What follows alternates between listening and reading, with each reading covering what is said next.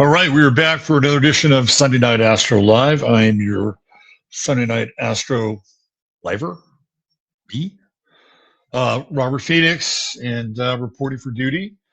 Many of you are wondering, hey, how did that procedure go, Robert? Are you okay? You look pretty good. It must have went well. Well, let me tell you what happened before we launch into tonight's show. It didn't happen. And I've been a lot of you have sent me texts and wonderful texts, and trust me, means a lot.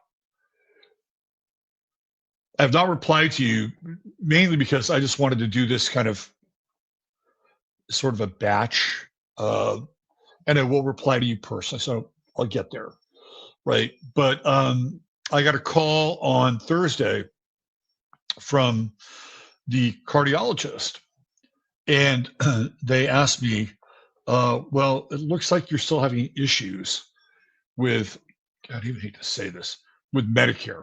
It's like, this is like, I'm in the Medicare ghetto right now. So let me tell you what happened. I slipped through the cracks because Medicare has this weird like system where you have to have a zero balance on your account before they can take money out automatically. They have no problem finding money when it's not Medicare, say like the IRS. They have no problem with that, right? Oh yeah, it'll get right in there and give you that, right? But with Medicare, it's a very different creature altogether. So go back to the last time I was supposed to do this. I was shocked to find out that I was, out of network because I had not gotten to a zero balance, thinking like most consumers that when you have something taken out automatically, they take it out automatically. I mean, that's how it works, right? And I even had some clarification at one point because I'm getting these letters and I'm saying, what's going on? I actually called Social Security. I get these letters. I say, hey, look, I'm getting these letters. And this is when they actually asked for a check. And I said, I paid you guys. I paid you like $574 or something like that, right? They said, oh, yeah. Sometimes the system is slow when it comes to registering a payment. I'm like, okay, well, I'll just chalk this up to the government. They're just slow. So I get told this on Thursday, and I was really fucking pissed off. I was really pissed, and I didn't say anything. I found out actually found out after the show on Thursday, and I didn't say anything. Didn't come out and try to make any public statement. It's just like I don't want to make a big deal out of it, right? So then I went to the Social Security office later that day. It's in where I live, town I live in. And if you go late in the day, nobody's there. Nobody's there. You just walk up and sit down and talk to them. So I talked to this guy, and he goes through everything. And he goes, oh, yeah. Looks like you made a payment on the 24th of June or 25th of June. I think it was 25th. I said, yeah. It says, well, it's in the Western Processing Center, and they are notoriously slow. I'm like, no shit. Like notoriously slow, like a month to cash my check and process it so I can get back into the system.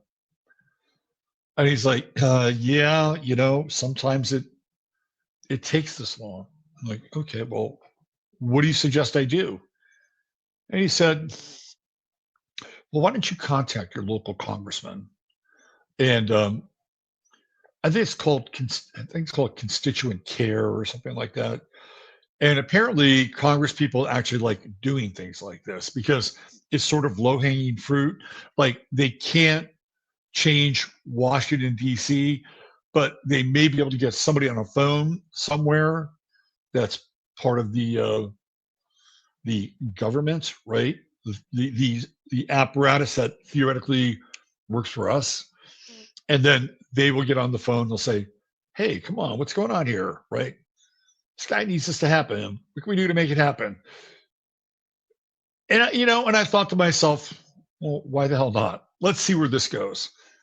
Let's see where it goes. So my congressman is Chip Roy, who is headed out. He will no longer be a congressman for the area that represents the people where I live as of November. So I'm catching him on the way out.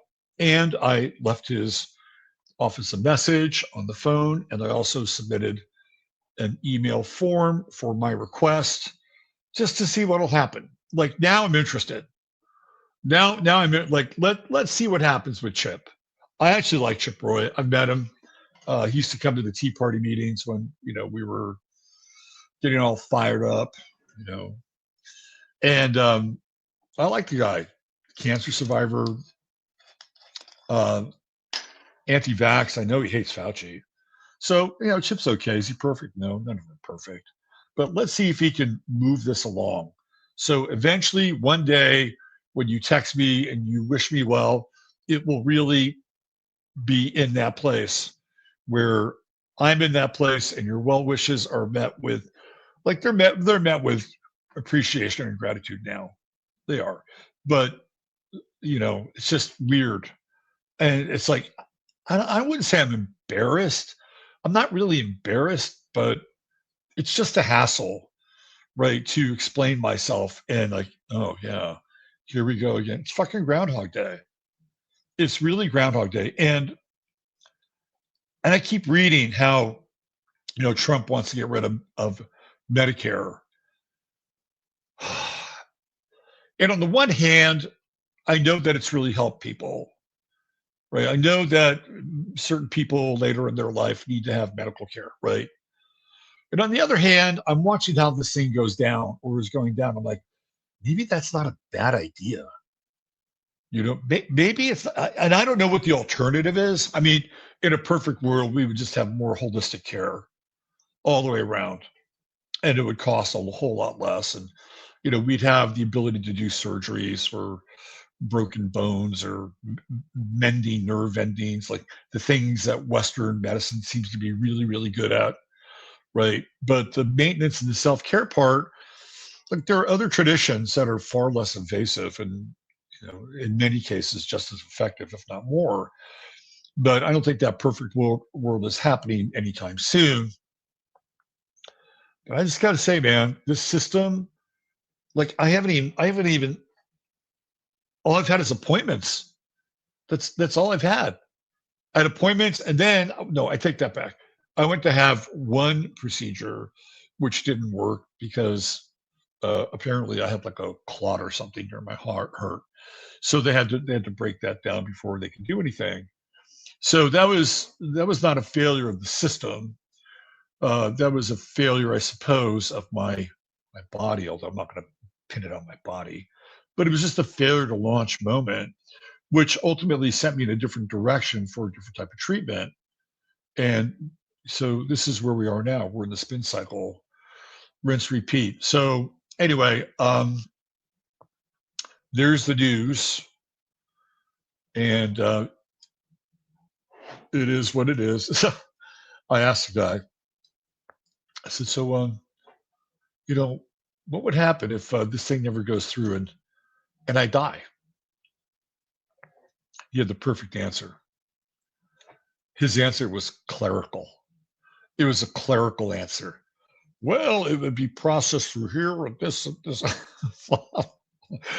That's not really what I mean, right? What I mean is like, what happens if I go through all these delays because of the system and, God forbid or whatever, that I pass on. Oh, that's what you mean. So yeah, that's what I mean. And then he didn't really have anything to say about it. And I said, you know who Franz Kafka is, the novelist? He says, oh yeah, I do. I said, I feel like I'm in one of his novels. And he laughed. He said, oh yeah, I could totally see that.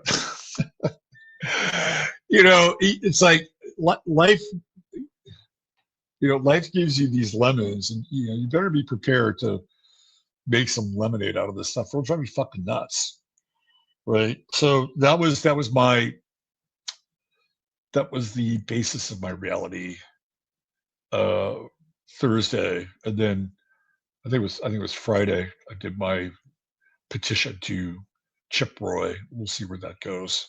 So anyway, thank you one and all for your kind words and your well wishes, and maybe one of these days it'll actually happen. And you know, I'll keep you posted. In this last time, I was just saying, I'm not going to tell anybody. I'm not going to tell anybody until it happens. Like, I'm just tired of talking about it. There are things that we talk about. At least I do online or in this space. And I would say that I'm a pretty public private person, but I don't want to be a completely public private person because it feels like there are people who just always public. Like they're streaming all about their life, and they're doing this, and oh, here I am eating you know this food and this dish, and I'm like, I'm not interested in that, right? Like, I'll tell you certain salient details about certain things, especially if it you know I think is either interesting or funny, or there might be some kind of life lesson for both of us. But every single detail, no, I'm not there. And even something like this at this point, uh, the sort of the modesty factor is rising with every failure to launch, which has at this point nothing to do with me. Like, I've met my obligations, and we'll see where it goes. The main thing really for me is just dealing with it, and yeah, so adjusting my attitude and making sure I don't get really stressed out. And I mean, so between the last time I went to the failure to launch phase and this time, I did a major audit of my diet and what I was putting in my body, and I lost like 25 pounds, and so that part was good. At least it helped me reset at that level, and who knows, maybe there'll be another level of reset here, and maybe I'll start eating meat and chewing uh, kimchi like RFK. I'll just go full on uh, meat and kimchi diet. Maybe that'll flip the switch, and then I won't have to get it done. A month's worth of meat and kimchi. How'd you like to be around that? Anyway, there we go. Just because we're getting old doesn't mean to talk about my poop, my friends, and I made it do. It's just, yeah, it is. Yeah, I don't,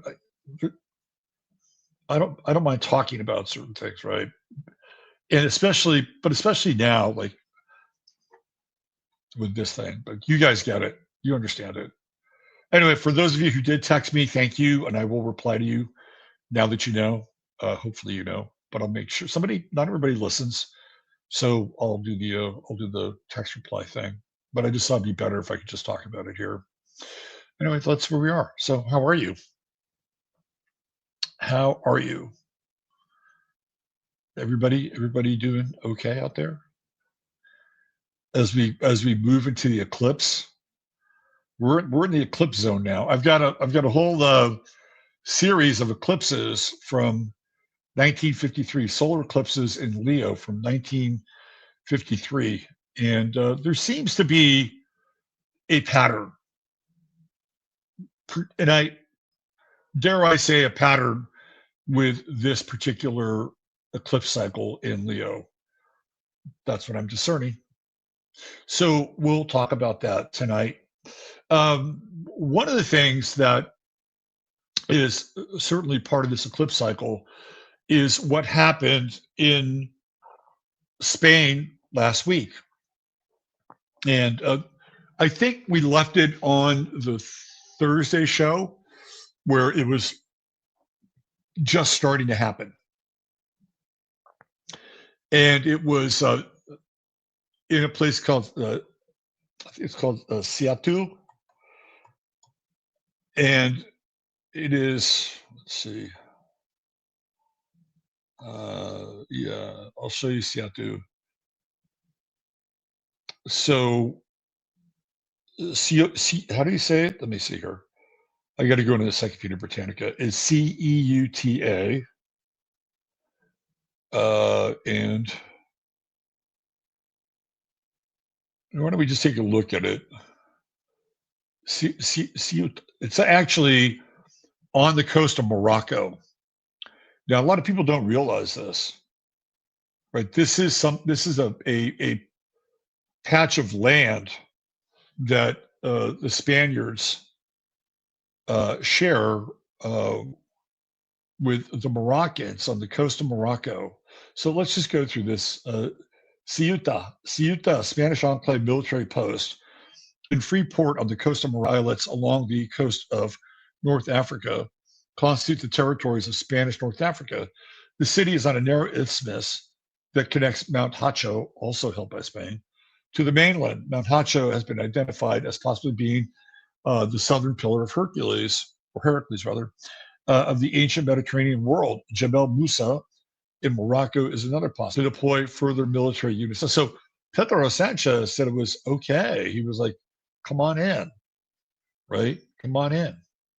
So here, this is what we have here.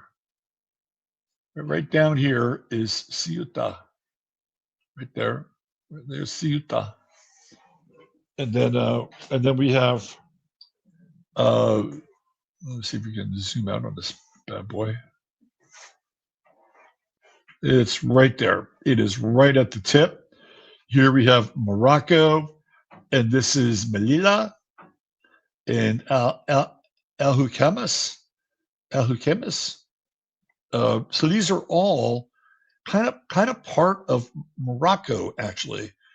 And then Melilla is almost bordering Algeria. So what they were doing is they were basically swimming around a fence and then running into Ceuta, okay, which is, I guess, right across the strait there from Spain. Right there. You can't see the image? Oh, it's the black. Thanks. Yes. Black squares matter. There you go. All right. There it is. Yep. Thanks, Steve. So this is where we need to know what we're talking about. This is the place right there. Ceuta. And of course, this is where the Moors invaded Spain. Oh, hold on. Got it. Yep. Okay. This is where the Moors invaded Spain, right down here, and then occupied Spain for hundreds of years until they were finally removed in 1492 after a very long time.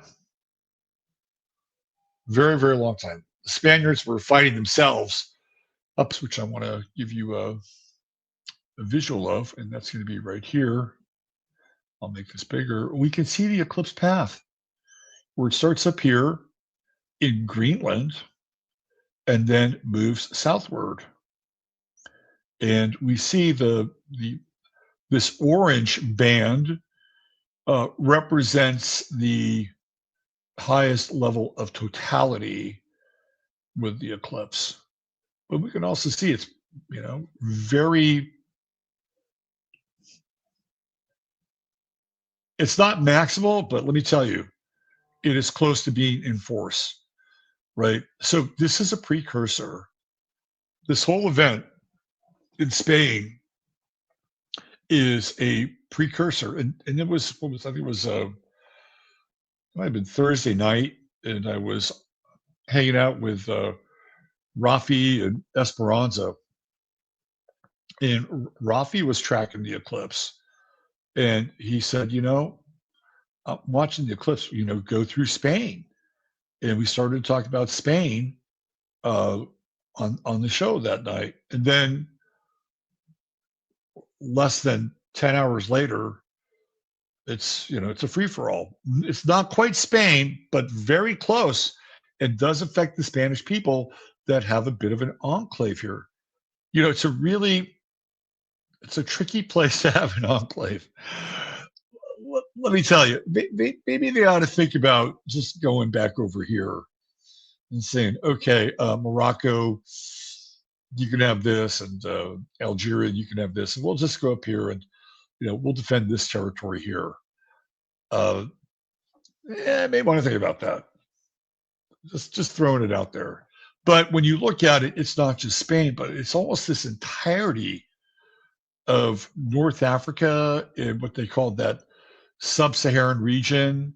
Doesn't stretch out over here on the East Coast, which is where you're going to run into, Iran and Yemen and, all the fun that's going on over here, right? But you are going to run into some of this, I would say, solar tension in these areas. And I think solar tension is a pretty good way to talk about it, because based on my sort of travel into or journey into Leo eclipses past, since 1953, that is, shit happens.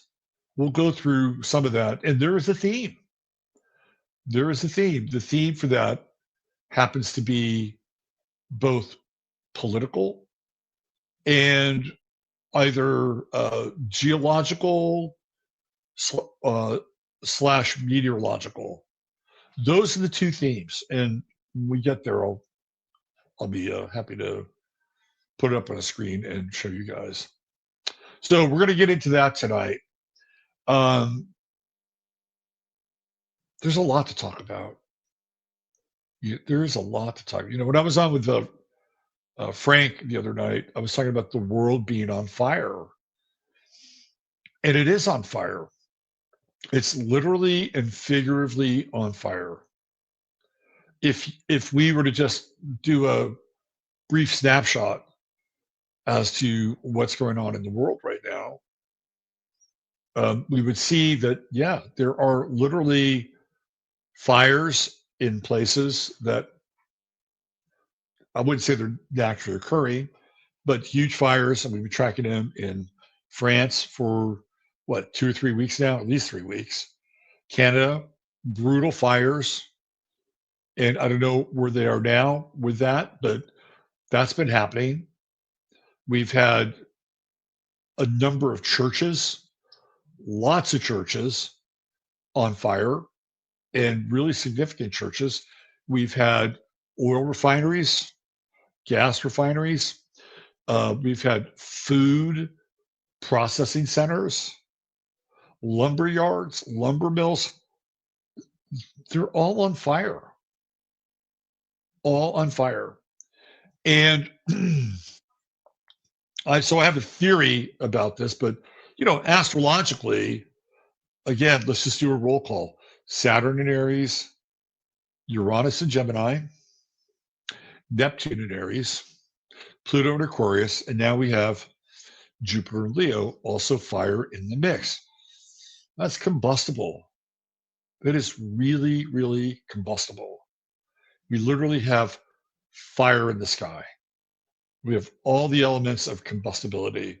And that combustibility not only is happening on an elemental level, it's also happening on a quote unquote human level or with a personal scale to it.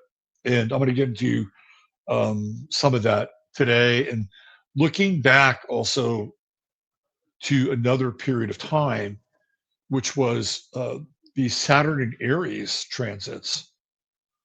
If you go back into the Saturn, when Saturn was in Aries, like 1968. 1968, Saturn is in Aries. And it's there for 3 years, right? And the summer of 68 was bloody and violent really bloody and violent. We had the Tet Offensive in 1968. The other thing that people don't often recognize, but is equally important as it relates to what was going on in the world, was the Cultural Revolution.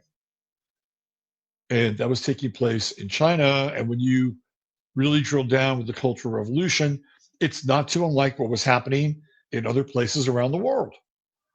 In the United States, I'll just go over this. United States, we had, SDS, and we had the Democratic National Convention in Chicago. We had the Weather Underground. We had the Yippies. Like, the United States was going off. It was going off. It was explosive and violent, and it was a pushback against the quote unquote man, right? Like, fuck the man. And that was a really big theme in 1968. We just come off the Summer of Love, which was 1967, and it was like, okay, well, I wouldn't say that 68 was the summer of hate, but it was definitely the summer of anger. Lots and lots and lots of anger. And then conversely, at the same time, in France, which is going to be over here, we had the riots of Paris in 1968. And I've talked about this before. They were so bad that Charles de Gaulle was like within 24 hours of getting on a jet and leaving France. He was gonna pull a Lafayette, right? When shit was going crazy during the French Revolution, Lafayette split. I think they captured him. He spent some time in some kind of, I don't know, jail or something. Eventually came back to France, finished out his days. But he was going to pull a Lafayette, but he stayed, and eventually, the riots in Paris subsided. Well, at the same time, over here, we've got the Cultural Revolution going on, and the Cultural Revolution, all these young people, and that is a common theme that's taking place in this location and this location and in this location. Some of it is starting to sprout up a little bit in these Soviet blocks, right? But not quite. That'll begin to happen a bit later. But over here in China, what did you have? You had youth, which was a common denominator, and they were turning on. Like, it was sort of like Mao said, we're going to put a badge on every young person in this country, and we're going to let them go wild. We're going to have them turn out their parents, which they did. Innumerable stories of these young people basically ratting their parents out.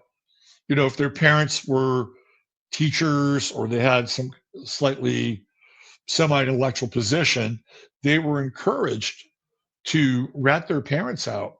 And it became almost like this, mass hysteria. And, it was like the Children's March, the Children's Crusade. And I remember reading some stories about, especially this one story about this one young guy who participated in the Cultural Revolution, which resulted in both of his parents, not just one, but both of his parents being put in separate prisons or separate prison camps. And in one case, he actually witnessed in real time his father going through a shaming process, right, which they called cultural rehabilitation. He watched his father go through that, and then later would walk past sort of the garrison or whatever they had, where his father and other people who were older were being held, and who knows what went on. And eventually, both parents got released. I don't think the father and the mother ever got back together again, and they really didn't have family ties after that. Not an uncommon story about what was happening in China. Again, this is 1968. And this is where we move into like sort of the throes of a cultural revolution, but it's not just in the United States with the anti-war movement. It's not just in Paris where they want to overthrow the government and have it be socialist slash communist. Pick your flavor of the month. It was also happening over here in China, and there were parts of this that are beginning to stir in Brazil. So in Brazil, we have the beginning of the Tropical movement, and it starts off as being kind of, musical. Starts with being musical. And then you have people like Caetano Veloso and Gilberto Gil who become popular, right? And they're mixing sort of the Beatles and, 60s Motown soul and, kind of samba, right? And they're creating a very interesting kind of music. And for a while, they're celebrated. And then it starts to go south. And the government of Brazil, which in the beginning was supportive of these new artists who seemed like they were capturing the ear of young people. And it was kind of an uneasy detente for a while. And the more that the Brazilian government became um, wary of their popularity, the more that they got paranoid and began to accuse them of being sort of socialist or communist insiders, which is really weird because the true communists slash socialists of Brazil were pointing at Veloso and Gilberto Gil, saying they weren't political enough, right? So they couldn't win. They were kind of caught in this crossfire between the Brazilian government and these socialists slash communists who wanted them to carry more of the message. And I think because the government had a bit of a bigger stick and there were some things that were happening that, pinged their social conscience, they started to create more music that might have been message related, and they got in big trouble for it. And they were eventually kicked out of Brazil. So they both wound up going to England for a while and then, hanging out with, English artists. And, England seemed to be outside of it all during that time. You had Carnaby Street and the swinging 60s and the whole mod thing. Like, they were too busy having fun. The English were having a good time. They were not swept up in these protest movements. They might have had some, but it wasn't like the U.S. and certainly wasn't like the Cultural Revolution of China. It wasn't like France. So it was the swinging 60s, the Who, right? And then Caetano Veloso, Gilberto Gil in exile because the same energy that was going on in here and here and here and eventually here was taking root. And eventually you get some of this in Africa, but it happens like more in the 70s than the 60s. So Saturn in Aries, which we've talked about before, is a common theme, right? So we have Saturn retrograde right now, kind of going back in time and looking at that energy. Well, tonight, a little bit later, we're going to take a little bit of a visit into Gen A. We're going to get our Gen A update. And as most of you know, Gen A starts to come on the scene right around 2009, 2010, and is really being born up until like last year. So we're talking about the totality of people, young people, children, whatever you want to call them, being born under Pluto and Capricorn. They are demographically known as Gen A, and now we've got the Pluto and Aquarius kids being born, and they're known as like Gen B. Is this where it's going to go from here on out? A, B, C. Where do we end? D, maybe?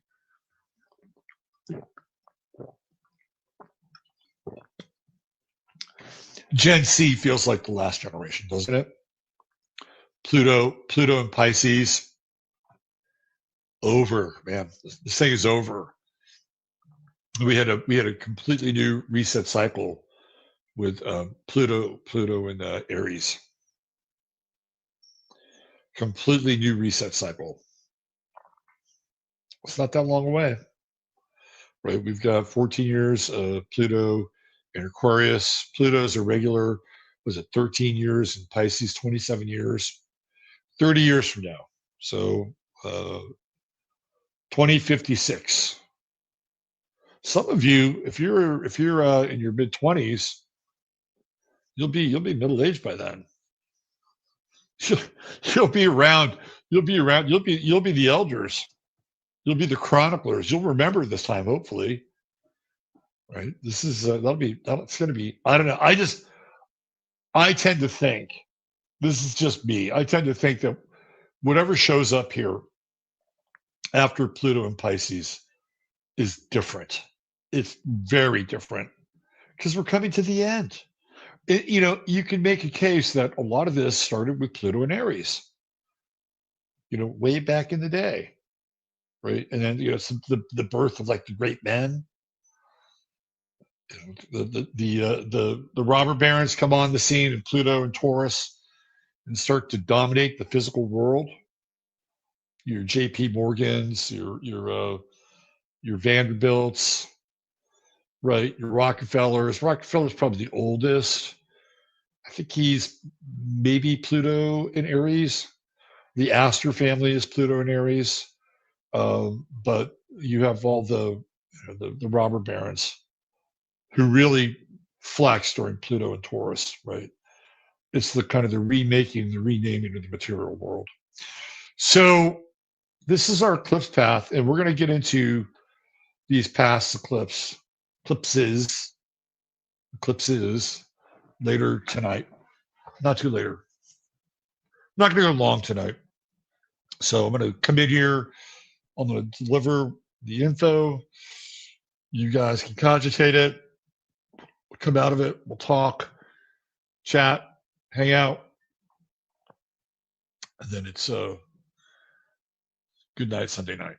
Okay, so why don't we do this? Let me do this. Let's find out where we are astrologically, and then I'll jump in with a bunch of the other stuff as we move along. But I think it's a good step for us to just check in with like a chart of the moment. Let's see what our bearings are. All right. Okay. Let's do that. All right. Here we go. And let's do this. By the way, yesterday was my father's birthday, even though he's no longer around. He was born August 1st in 1935. 1935 in Shreveport, Louisiana. He was a Leo with a Libra rising. And he was a handsome dude.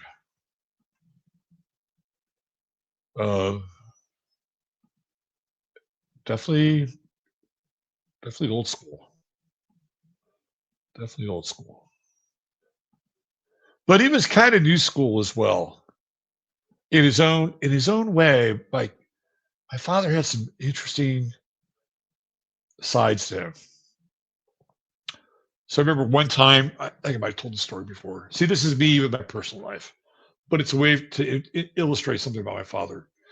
I was 8 years old. I just graduated from third grade, and he decided to take me to Playland. And that was a really rundown, shoddy amusement park in San Francisco, right on the coastal highway. And I loved it. Like, you're a kid, you kind of like, I noticed that it was kind of run down a little bit, kind of seedy, but shit, you're a kid, you don't care about these things. You like them. You like amusement parks. I do. And they had this fun house there that was fantastic. Loved the fun house. Laughing Sal made me cry, though. I wasn't alone. There were other kids. Laughing Sal was scary. So we go to this fun house, and then I remember driving back home to where we were living. Well, eventually where we would live, which would be, I was in San Jose, California. But we're cutting through Golden Gate Park, and my father sees this hippie chick in Golden Gate Park.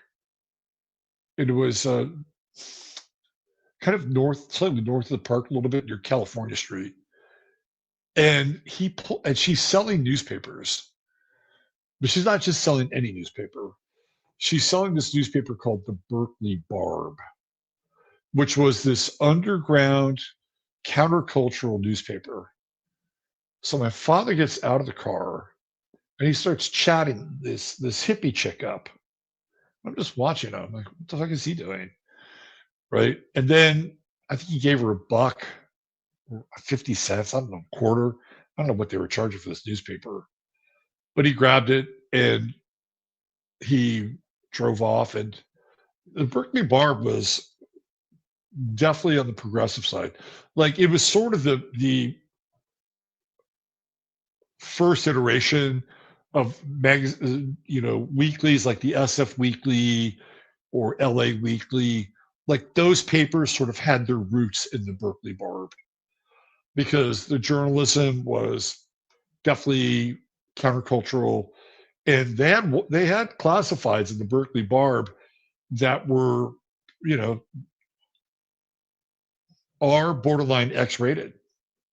And I don't think my father was doing the ads, but it was an interesting, like, he was trying to stay in touch with the counterculture, like the generation that was, just after, which were baby boomers. My father was not a baby boomer. He was a silent generation. So he was interesting that way. He had some different sides to him. Anyway, let's check out where we are. And we'll stop the share here. Let's get into, it's a trip, is looking at my son, who is looking more and more like my father. That is really weird. It's like he's like, I can see features of my father. They say this stuff skips a generation, and I can see features of my father and my son. It's a little unnerving. Has anybody else like experienced something like that? And what's also weird about my son is that I don't see him all the time, right? So I'll go maybe 3 months or so without getting a visual. And in those 3 months, he's changed. He's totally changed, right? That is normal. I guess it's normal, but when you see it, it's a little unnerving. Oh, look at that feminine poet. Yes, remember the Berkeley Barb. In the skinny they had all these alternative radio stations. They go off the air to avoid Big Brother in Berkeley. So we got a Berkeley Barb. There you go. The Berkeley Barb. Yeah. Funny. Oh, it's Peter's birthday too. That's right. Right on. We forgot about our guy Peter. Where is he? There he is. There he is. It's also Jerry Garcia's birthday. He was born on August 1st. All hail Jerry Garcia. Died young. Jerry Garcia looked fucking old when he died too. Really old. Let's see. Here we go. AI making people dumber and frustrated. Yeah, that'll happen. All right, so let's do this. Let's get into this. All right, so that's where we are right now. Look at that, Pluto on the ascendant, the power of Pluto as we speak. Right, there's our Sun Jupiter conjunction. I hope everybody is in good spirits. At the very least, right?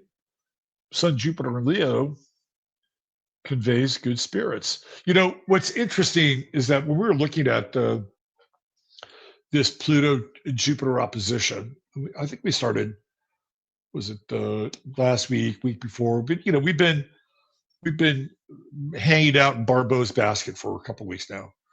And one of the things that we talked about was this this opposition with Jupiter and Pluto. And Jupiter and Leo, I mean, Leo in general, right, represents bloodlines, it represents kings, queens, monarchy. And then I would say in our current world, or the current version of society, right, you would have theoretically heads of state who would perform those roles, like the guy from Spain or Mamdani. Yeah, Mamdani is a Libra. We know that. Uh, the guy from Spain, I don't know what his sign is, but he has like this royal decree, right? And the royal decree is we're going to accept migrants. We're going to open the floodgate, right? That's your Jupiter in Leo moment. And then Aquarius is like the hordes, right? Aquarius is the masses. And that's what we've been, at least as of Thursday, that's what happened. And now what's fascinating about that whole exercise, and I'm sure you guys have seen the video. I don't have to play it. There's plenty of it. I'll probably get a strike if I do anyway. But I don't know if some of you have watched them walk these dudes back. Right? They're literally walking them back through the gate that they swam around. Now, how did they figure out how to do it all on Moss? Well, it was Facebook. There was a post on Facebook, and the post on Facebook was instructing how to go ahead and do it. All you got to do is just swim around this gate. And that's what they were doing. They were swimming around the gate, and then they were descending upon Ceuta and wreaking havoc. But with the retrograde, right, they had to go back. At least, I don't know. I wouldn't say most of them. I don't have a figure, but I watched them. I watched them perp walk these guys back, and some of them are still there, and they have not left. And I just want to say something about who I saw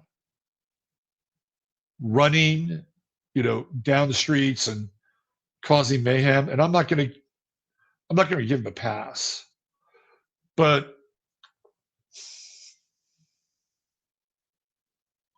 it was almost like these Moroccan dudes, and maybe there's some Algerians in the mix. It was almost like they were on spring break. Do you know what I mean? It was almost like Moroccan spring break gone wild, because they're wearing shorts. They had flippers. I mean, it was like they looked like they were on fucking spring break. But they also, weirdly enough, had like it was almost like a spring break vibe. It was weird. Like, could they be threatening and menacing? Well, sure.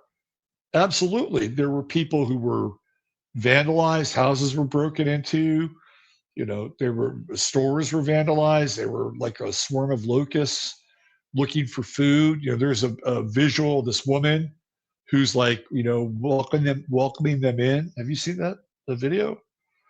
Well, apparently she went with two of them to go find food, and now she's missing. So it's not like these were just spirited young men, who were looking for a better life. But there were some of them that were in there that were kind of like that. Like, I'm not giving them a pass. But they asked this one guy, like, why are you here? Like, why do you want to live in Spain? Well, they asked a couple of them. One of them said, I want to come here so I can be a famous footballer. The guy's like doing this so he can join the fucking Spanish soccer team. And then there was this other guy who was talking about his condition in the country, obviously Morocco, that he was just from. And he was basically saying, I don't have a chance there. I don't really have a chance in this place. This is what happens. And I'm not making a case for them to just go in there and, like, assault the Spanish culture and people, like the gates of Toledo. Like, I'm not gonna do that. But on the other hand, like, I've seen other people, other men who have been in that role, and they looked and acted quite different than these young guys. And the weird part about it was that they obediently went back. Not all of them. They obediently, Pluto in retrograde, walked back. They opened the turnstile and back to Morocco. They went, right? It was strangely fascinating. Like, we can't take it out of this mix. We can't take it out of the astrological mix. Spanish PM. Yes. Jupiter and Leo. Oh, we have all this largesse. Come. We're going to take on, what do you say, 400,000? And as soon as that happens, it's like you have these social engineers on Facebook. Hello, Pluto and Aquarius. We're going to engineer these guys to swim around this little wall over here and come over here. And they did. And they created lots of havoc. And then they got perp walked back. So, I mean, as a phenomenon, clearly it's interesting. Is it over? No, I don't think so. I don't think so. This whole Saturn and Aries effect, right? And even Neptune and Aries, also, retrograde. Neptune and Aries, like men. And Aries is young men, right? It's not old men. Aries is young men. Why is he young? Because Aries seasonally is a young sign. Like Capricorn, kind of old men. Sagittarius can be older men, older, wizened men, very Sagittarius. It's like, oh, yes, Sagittarius has been around. Yes, it's the sign in the 12th month of the year. Happens to be the 9th sign of the zodiac. It's been around a little bit. I've learned a few things. Wise, sagacious Sagittarius, right? Leo is like the comfort of middle age. Leo's like, yeah, I made it. Look at me. I got this car. I got this nice house. I got a pool. I've got this beautiful wife. Oh, look at my children. My children are great. I've got an all-state football player. Yeah, we've got Kitty, and she's the head cheerleader, and that's like so like middle of the life of the fire signs with Leo, but not Aries. Aries is like the young ram, right? It's like, I got places to go, and I got lands to conquer. So it makes sense that with Neptune and Aries, right? The water bit with Neptune, we're going to come right around that little wall, and we're gonna storm CO2. But unfortunately, because Saturn's retrograde, Neptune's retrograde, Pluto's retrograde, we're gonna have to walk back, which is what most of them did. Not all of them, but most of them. We have the moon in Aries as well, which is part of the mix. We're going to talk. We're going to move around the wheel a little bit tonight, but we're definitely going to talk about the Aries phenomena that's going on. Like we haven't seen anything like this before. It's really mind blowing, right? Like sometimes we don't appreciate the times that we're in, even though sometimes it's hard to appreciate the times that we're in. But when we step back and just take a look at the Neptune Saturn conjunction, which began in February of this year, it's fucking historical. Like we have never had that exact Neptune Saturn conjunction. Like, was it 6,000 years or some ungodly number like that, right? Like that exact. I mean, we are in it. So when we're in it, sometimes it's difficult to just step back and think, well, wow, this is really intense. And then just kind of go through the things that are comprising, this phenomena. With the retrograde, I think it's really apropos because we're actually, taking time out to sort of look back. And we'll be looking back. Saturn doesn't go direct until December. Goes to 7 degrees Aries and then it moves forward again. But Neptune goes back to 2, right? So eventually we'll start this whole, forward mechanism of Aries and time, right? We'll be springing forward, even though we will never spring forward again, apparently in this country. But yeah, I think it's important for us to keep track of this phenomena that we're witnessing, like all the fires. Let's do a quick search here. Let's see.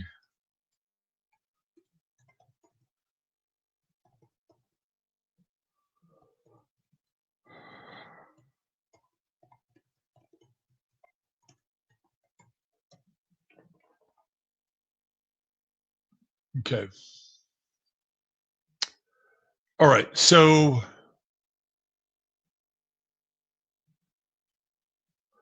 in the past year, um, list cases of church arson. Let's see how much they're up to date with this. In 20, they're not really that up to date. This is more historical.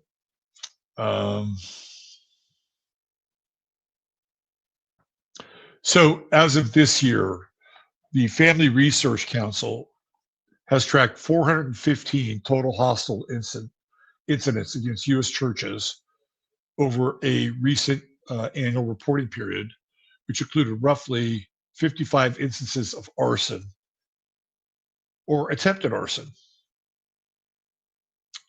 Wow. That's a lot. Since 2021, over 100 churches have been burned and vandalized. I believe that is coming out of Canada. So these are more historical. And let me see, church fires in 2026.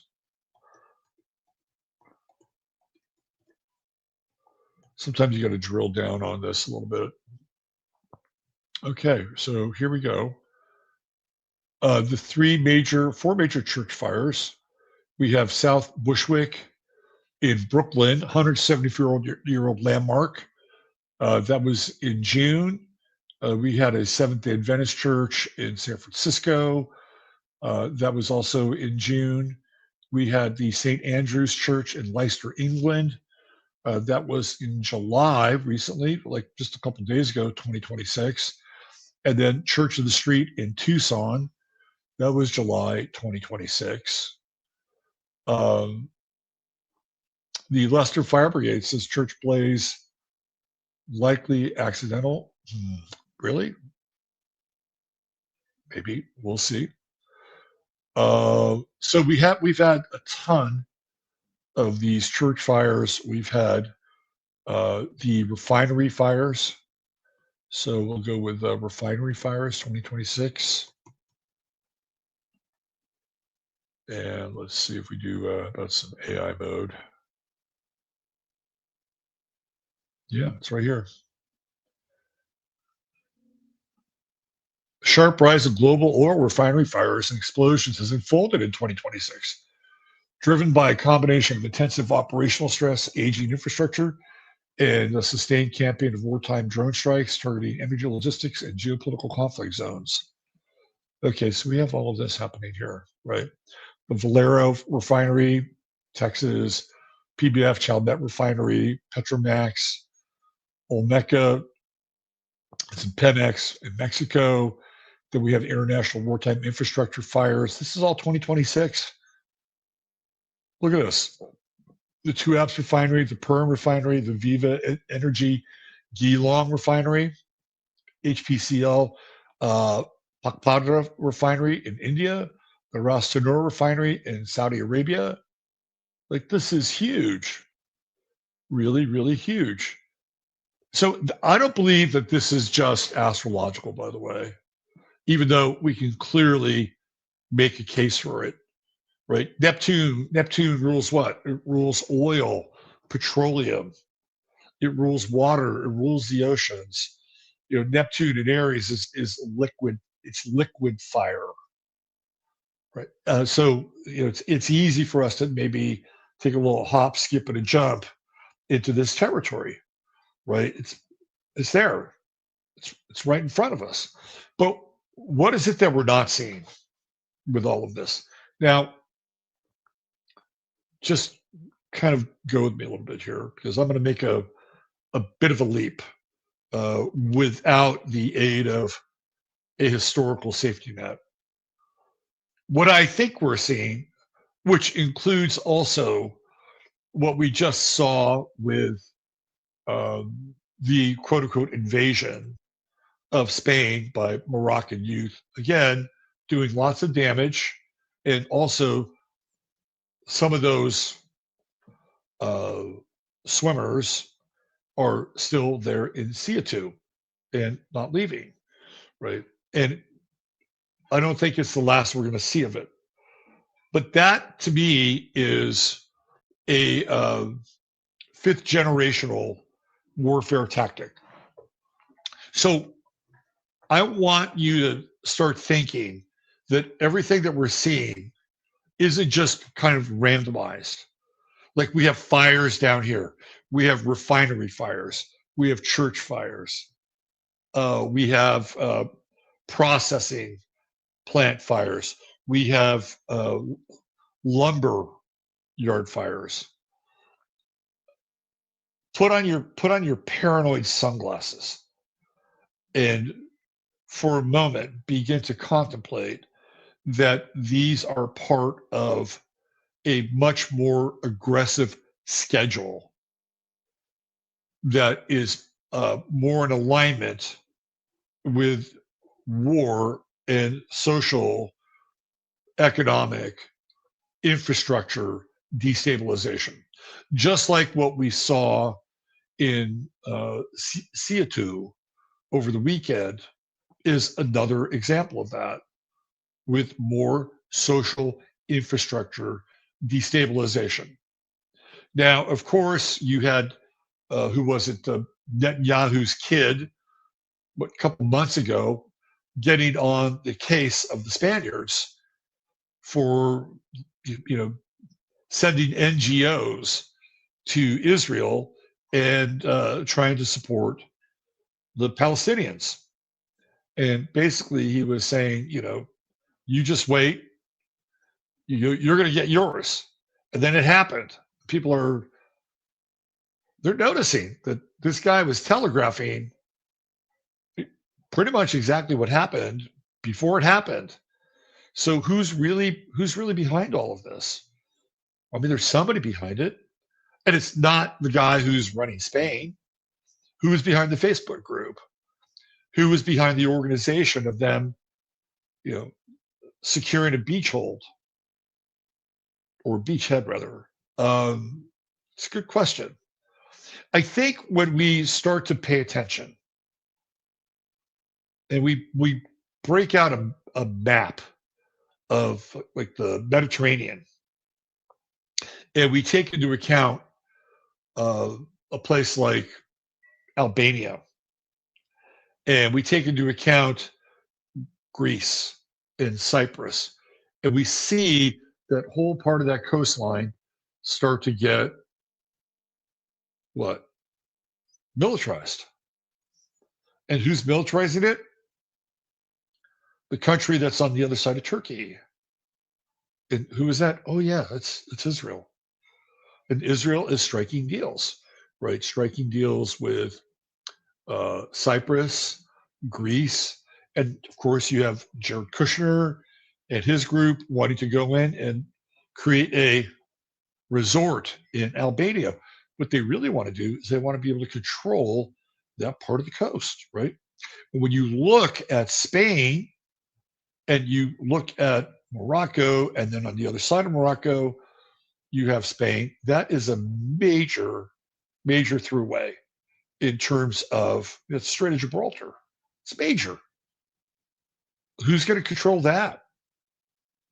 Right. So I think what we're witnessing here is we're watching these chess pieces on the global chessboard being maneuvered around so that certain groups, countries are in control of maritime choke points. I mean, clearly we're seeing that in Iran with the Strait of Hormuz, and then you have the Red Sea, and you've got of course the uh, Egypt, and it's like it's huge, like right, it's huge. The Suez Canal, huge. These are major shipping lanes. These are choke points, and I think that what we're witnessing here is the beginning of some kind of strategy of tension in that area, where ultimately a third party comes in and either runs it or takes it over. So keep your eye on that area. I don't think it's anywhere close to being resolved. And it's a really interesting area because back in the day when Franco was the head of Spain, uh, he made a deal with the United States. And the deal was that he was going to allow the United States to have a submarine base right there near the Strait of Gibraltar on the Spanish side. And the deal was, I'm not a Nazi. Yes, I had a fairly close and warm relationship with Adolf Hitler, but I am not a Nazi. And yes, those submarines that left Spain and went to Argentina did have some Germans aboard those submarines, but I am not a Nazi. And you just need to reaffirm my status in the world as not being a Nazi. And you can have this patch of land here adjacent to the ocean, and you can have a submarine base. Franco was a smart guy. That's why he never wound up having to do a Nuremberg perp walk or anything like that, because he cut a deal with the U.S. and basically gave them. Why did the U.S. do it? Because the U.S. were convinced that they needed to stop the spread of communism. And so by having a base, a submarine base there in Spain, they're like, okay, this is our choke point. See, I'm sharing this with you because these nautical choke points are really, really important. And they're going to become more important in the days to come with shipping and who's going to control those shipping lanes. Now, when we see that happening, that would be a form of warfare when they unleash the hordes, right? It is a form of aggression. It's a form of warfare. These are all like fifth generation, sixth generation forms of warfare, fires, burning down refineries. I would say to some degree churches, because uh, people see the burning of churches as demoralizing, even though some of you may not be church going people, but they do. And that's just sort of the tip of the iceberg, the flaming tip of the iceberg. We haven't even gotten into things like, super ticks and screw worms and all the other things that seem to be plaguing the world, whether it's this country or in some cases other countries with, urban violence, uh, rapes, no-go zones. These are all acts of aggression, and they're all about destabilization. And it's all fifth, sixth generational warfare. So when I bring this up with Aries, especially with Neptune, we don't really see it. Like we don't see the fact that, what we see are these random events. And we know that there's patterns here that are taking place. But when you add them up, especially astrologically, when you get into Aries, right? It's like, wow, it seems like, it seems like there's a war going on.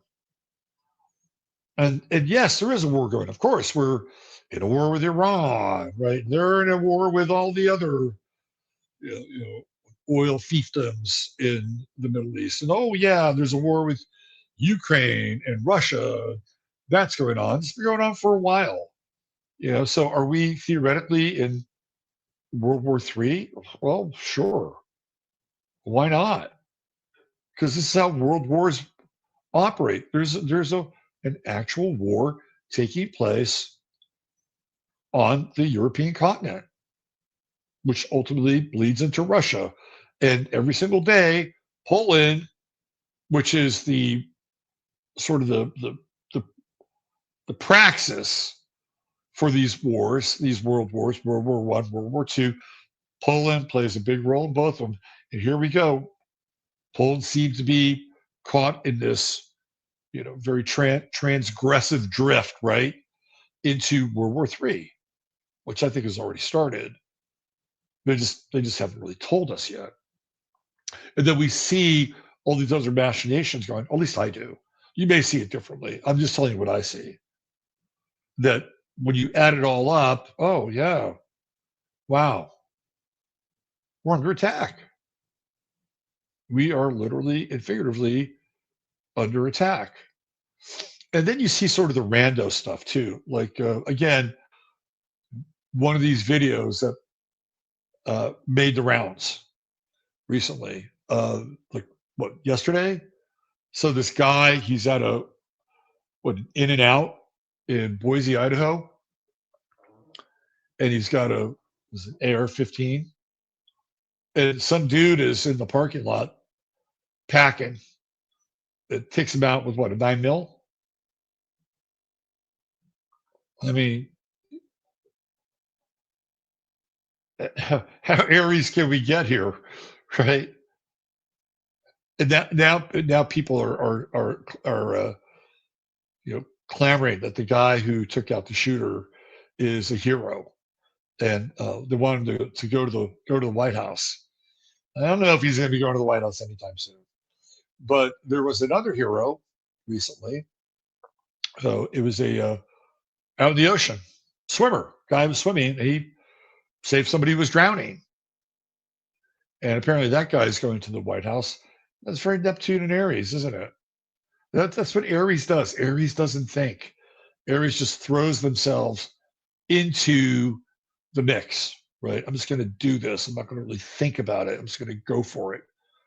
And that's what the guy did on the shore watching somebody drown. I guess he's going to the White House. But getting back to the war piece, it does feel like it feels very much like we're in this weird fifth, sixth generation kind of warfare scenario. The war against the screw worms, the war against the ticks, and everything that those things bring with it. And, here we go. All these Aries planets playing their role, right? And again, historically, when we look back on these times of Saturn and Aries, particularly 1968, it is a very, very volatile time with social upheaval and social unrest. Each time is a little bit different with Saturn and Aries, but nonetheless, it's what we get. Anyway, so let's just talk about this also in terms of just where we are. Besides my fifth generation warfare commentary that's sort of entangled down here, I would say by and large, spirits are pretty high. Sun Jupiter conjunction in Leo, and it's been incredibly hot, hasn't it? The heat dome and all the other extremely high temperatures, which one would expect with the Sun Jupiter conjunction in Leo, have been pretty much right on time. We've got Venus getting ready to leave Virgo at 26 degrees and getting ready to move into Libra. So that'll be happening at the end of this week. And we'll have a cycle of Venus and Libra, which again, will be interesting because the opposition with Neptune and opposition with Saturn and the inclination towards Venus and Libra to play the role of peacemaker. And I wonder, are we actually going to have a deal with Iran? Is that what's going to happen when Venus moves into Libra and opposes Neptune and opposes Saturn? Could it happen? Will all the Freemasons sit down at the same table together and give each other winks and secret handshakes and say, let's give them some peace? I'm hoping they do. I am hoping they do. Because ultimately, if they stand this path, it will lead to collapse. I think most of us are in agreement with, if we stay on this war path, economically, it will lead to collapse, which some people will say, well, that's what they want. They want the currency to collapse. They want the old systems to collapse, which is why they're burning down refineries. Is it a strategic move? Well, clearly in the Middle East it is.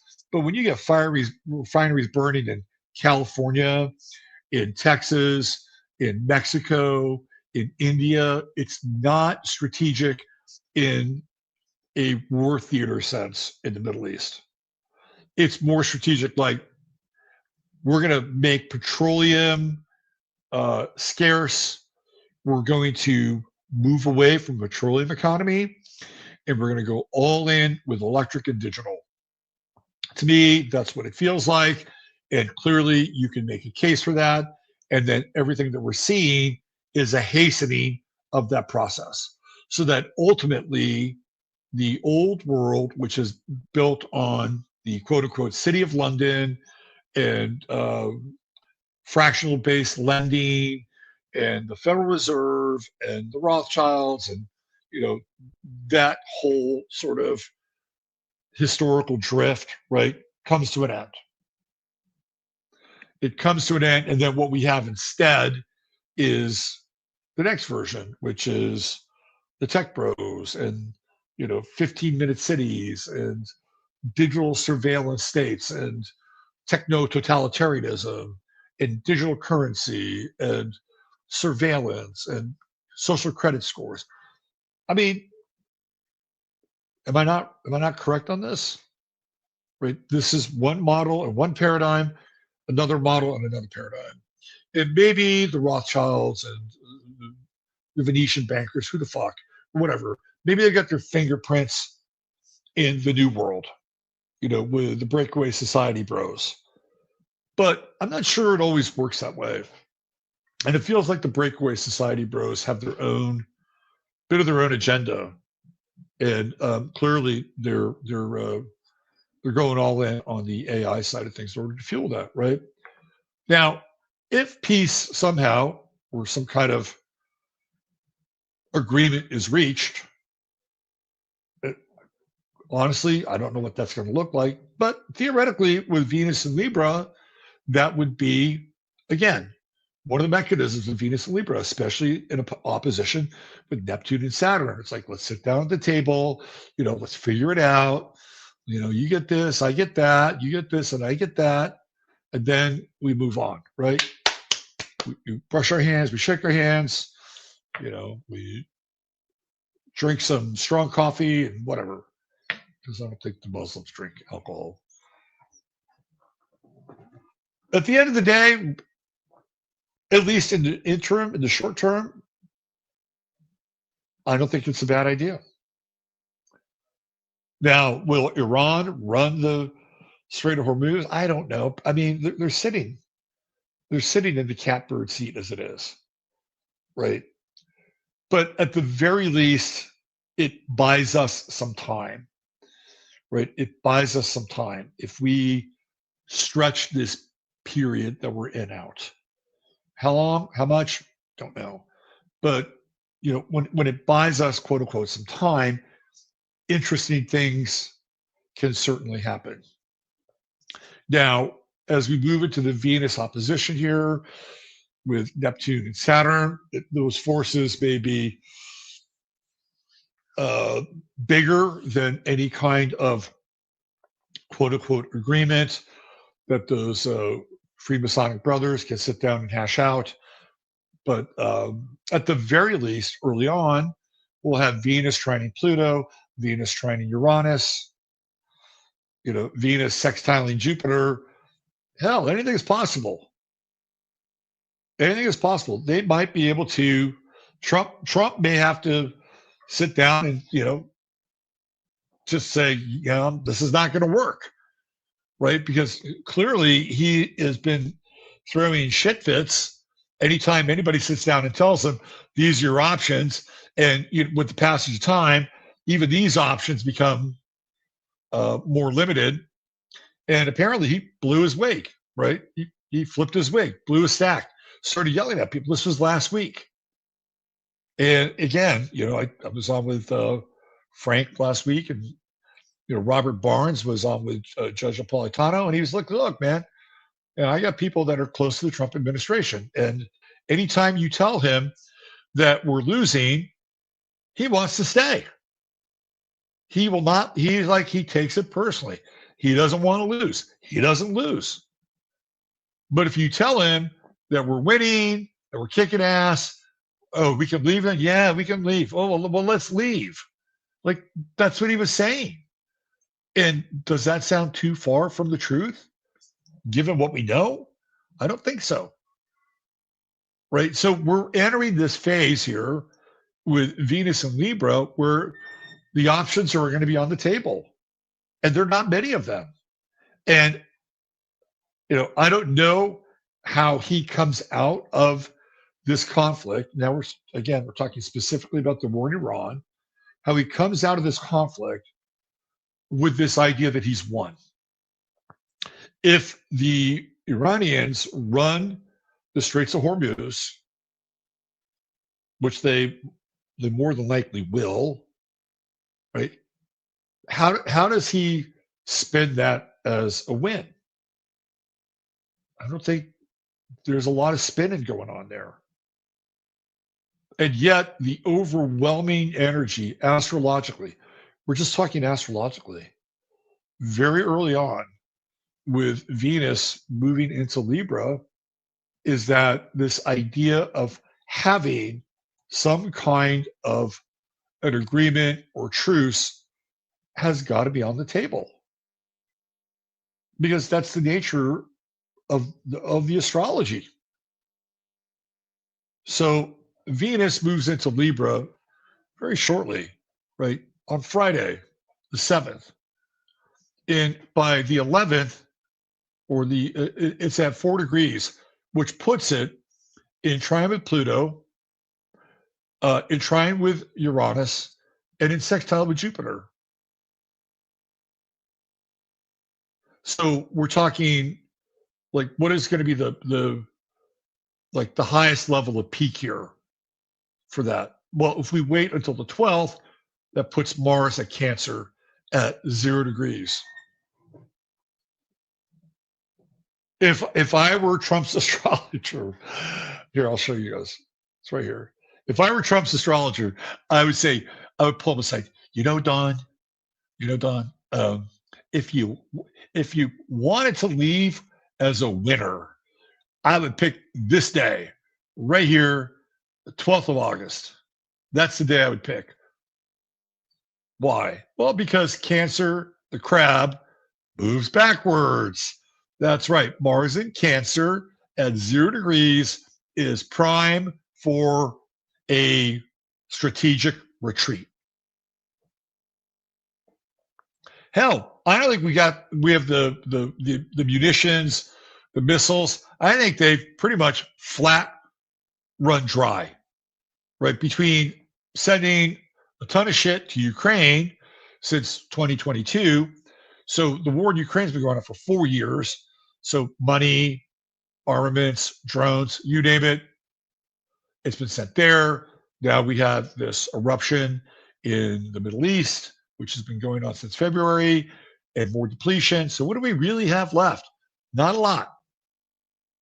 Not a lot. And so Mars in Cancer, what does Mars in Cancer need to do? What does Cancer need to do in general? It needs to recharge. That's the nature of Cancer. If you're a Cancerian person, part of what you're here to do in life is to learn how to recharge. Recharge your batteries. Get some sleep, get some water, have some food, store up, and then you discharge. And then once you've discharged, you go and recharge again. That's the nature of Cancer in general, period. Other signs aren't really like that. Cancer is the one that is most typically like that. Okay. So this is a great time. Hey, step back, go and not recharge in the sense where there's some fake ass, MOU that's going to be violated, on purpose. No, just figure it out, move away, get out, and do your best to deal with like a shitty Lego beam, because they'll come. But those Lego beams have been crazy, spot on, freaking crazy, right? It's almost like next level warfare with propaganda. So that's the day right there, right there. I would shoot for August 12th. Look, moon's in Leo, right? We're coming into a new moon, like reset everything. You can wait till the 13th if you wanted to. Don't want to wait till the 14th, though. And just declare victory. You can do it right there. Moon in Leo, new moon in Leo, just declare victory. Right, there's Mercury in Leo, broadcast that shit. Venus in Libra, make your deal. Like trine sextile, and then Mars in Cancer, move away. There you go. There you go. And and if he wants to, right, he can jump on board the bandwagon, and he can go Mercury Jupiter conjunction, and he could, tell everybody, that we won the war and it's a great victory. But as long as we're no longer there bombing the shit out of that region, then we might have the ability to, for a while at least, kind of resume things here until they decide to crank it up again, which more than likely they will. Okay, because that's kind of where we are now.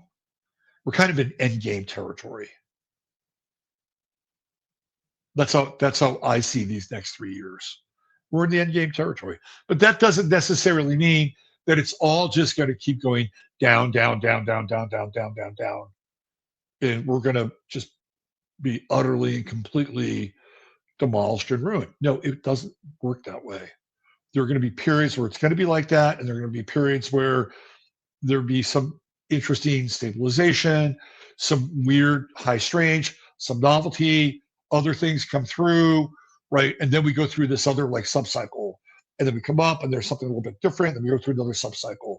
So we can see both of these realities trying to interpenetrate one another, so that at the end of it all, right, we'll have gone through something we'll have gone through something major.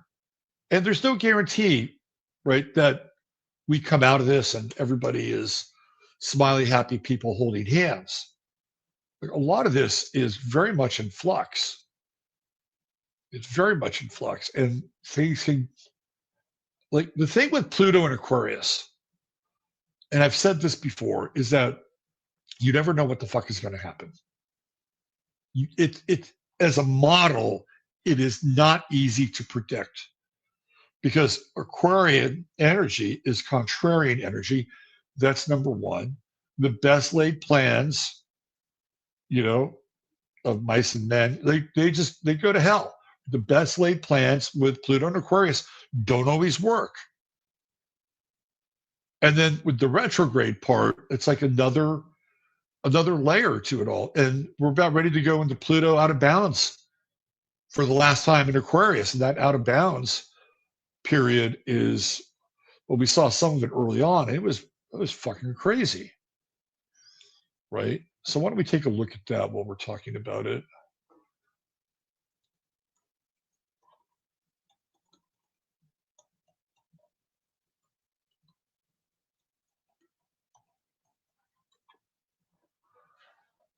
Okay, so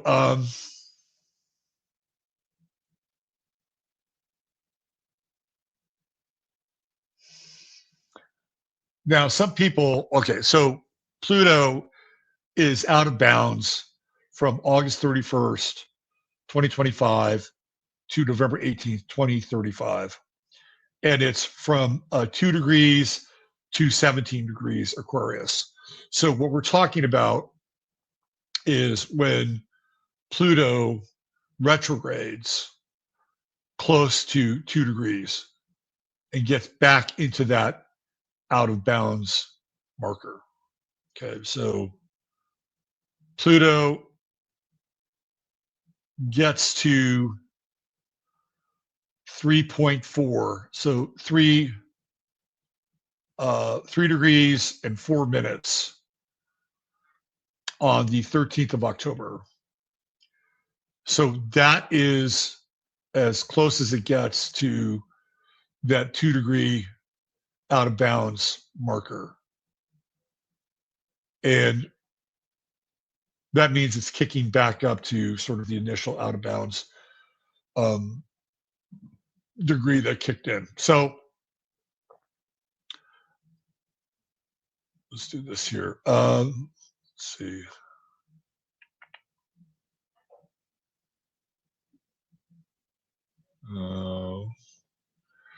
There is a kind of a height of the Pluto out of bounds cycle. So here we go. Let's just do this right here. Out of bounds, out of bounds, out of bounds. All right. So here we go. I'll show you this. Okay. All right. So in 2026, August 12th, we have 120 days of a continuous out of bounds cycle. Right there. So December 10th.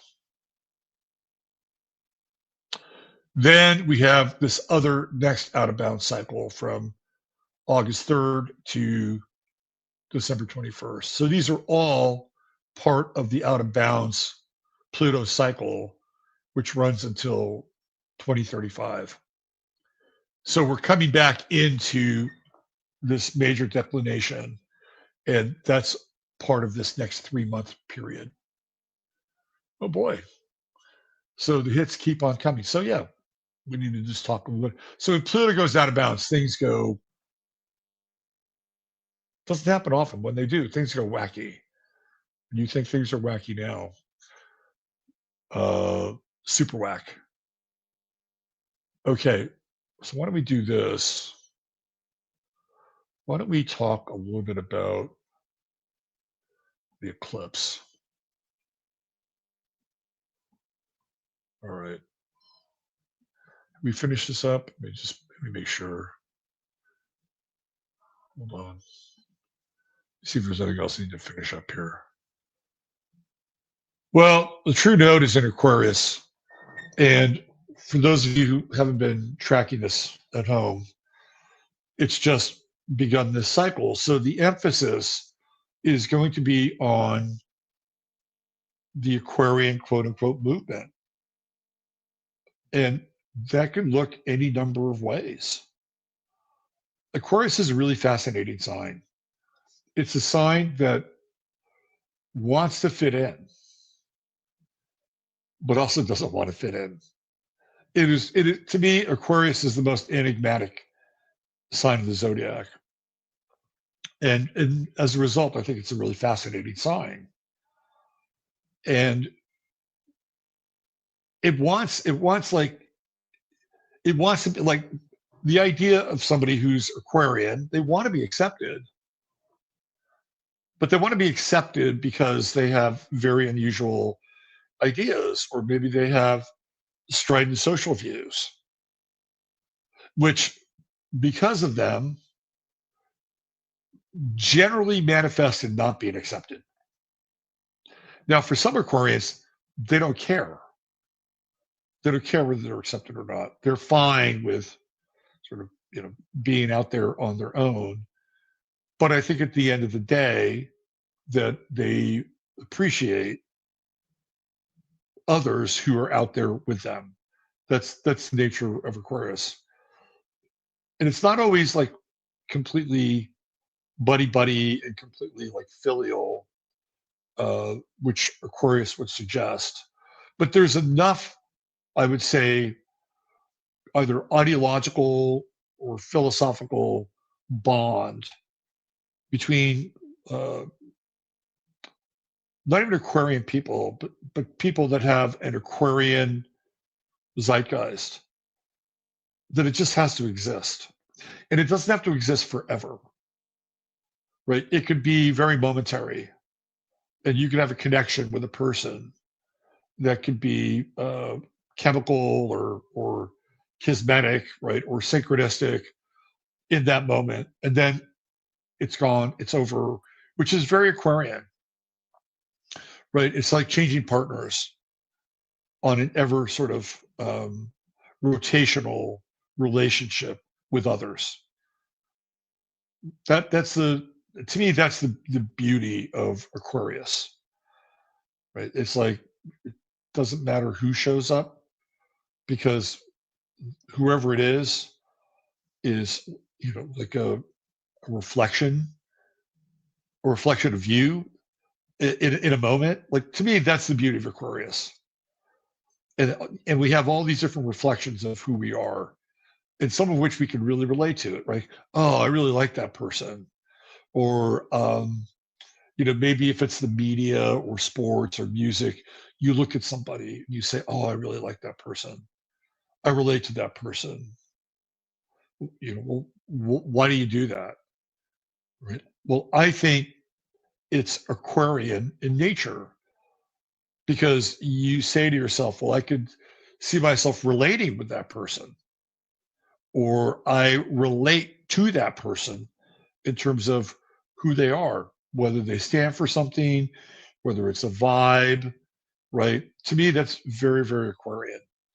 And then you get into I don't vibe with that person. I don't relate to that person at all. That's kind of Aquarian too, in a weird way, right? It's a rejection of those things, which is kind of Aquarian. It's a fascinating sign, very enigmatic, and we're in it now. Like, we're in it for this next nodal cycle, and we're going to find out a lot about. And we go through these nodal cycles fairly frequently, and they're of course connected to the eclipses. But every time we go through one, like, the social atmosphere is different. So the last time, we were in the, Aquarius, True Node, South Node, Leo cycle, we were going through something completely different socially. And then the one prior to that, and the one prior to that. So it comes around, but it's always different. And each time it comes around, we are delving into the novelty of wherever that is based on the time that we're in. So the time that we're in now, this is obviously dominated by Pluto. I mean, we've gone through these nodal cycles before, but not with Pluto staring down at it from the back end. So this nodal cycle in Aquarius will be really transformational. And it will have a lot to do with who you connect with and relate with. And for instance, I'll give you an example. Tucker Carlson, Marjorie Taylor Greene, General Flynn, who else am I leaving out? Thomas Matt, they're starting a new party. That's a new political party. They are on the record. That it's right on time with the true node in Aquarius. So what do we got there? We got out of those four, you got two Capricorns, a Taurus, and a Gemini. Flynn is a Capricorn, Massey's a Capricorn, Tucker's a Taurus, and Marjorie Taylor Greene is a Gemini. Well, who else is going to be on their boat? Maybe Lauren Boebert. Is that her name? Boebert? I think it's Boebert. I always forget her first name. I think it's Lauren. Anyway, yeah, it's like, here we go, like clockwork. We got a brand new political party as soon as the true node goes into Aquarius. And will they be successful? Depends on your definition of success. There's a lot of disaffected people, and a lot of people who are not down with this version of the Republican Party, which has been commandeered by MAGA. They're clearly not down with the Democrats, who are leaning heavily into socialism, communism, whatever, right? Yeah, I think it'll be effective to the point where it will create more tension and might drain both votes, eyeballs, and resources away from the other two parties. Will it be a rousing success and be an alternative to the other two parties? Maybe. If there was a time in history where we could entertain a third party that would challenge the other two parties, this would be that time. It would totally be this time. Now, again, is it just another political party? Who's behind it? People will say, well, Tucker's involved in the CIA. He was a CIA plant. Like, that never changes. You can't be out of the CIA. I mean, there's all these things that are floating around the background. Obviously, you can't vote your way out of it. We know things like that are basically to be true. And yet, the astrology is here, right? At 29 Aquarius, these people tell you we're starting a new party. It's very Aquarian. I wonder what they're going to call it. They can't call it the Aquarian Party. There's too many Christians for that. I don't know what they're going to call it. Common Sense Party? The Coffee Party? How about let's call let's call them the nicotine patch. We'll call them the nicotine patch. Seems like that's kind of popular. But it's happening, right? We don't fit in, and yet we want to be accepted. That's Aquarius. We're seeing a group of people saying, we don't fit in over here.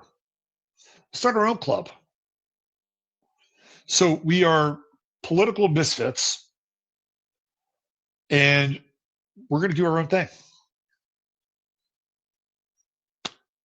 Come and join us, right?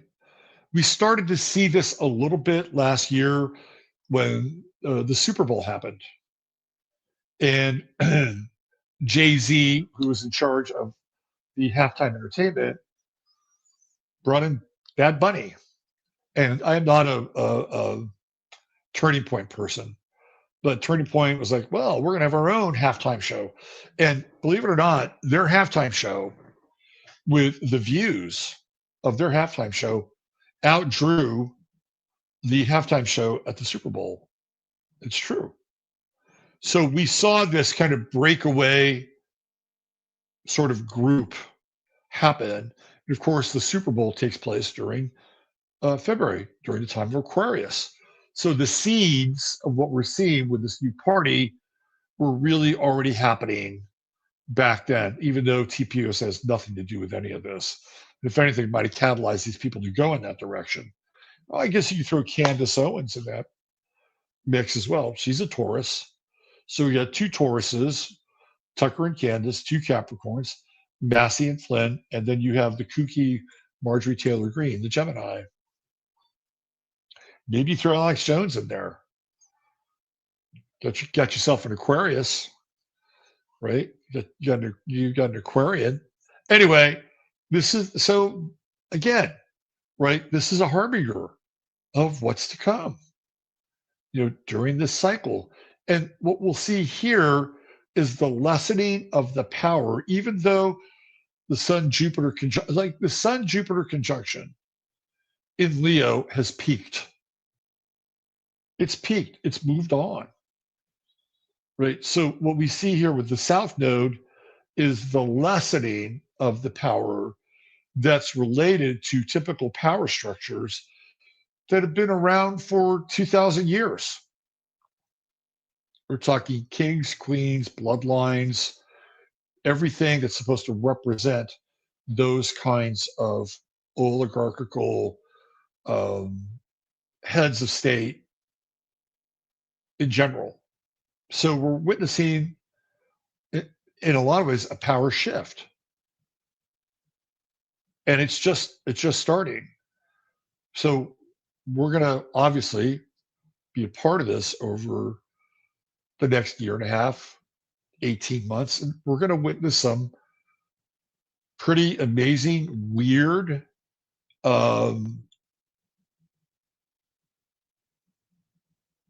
I'm finding, I'm at a loss for words because we're going to see things that are going to put us at a loss for words. We're like, what the fuck? We're entering the great what the fuck. But at the same time, it'll also be interesting.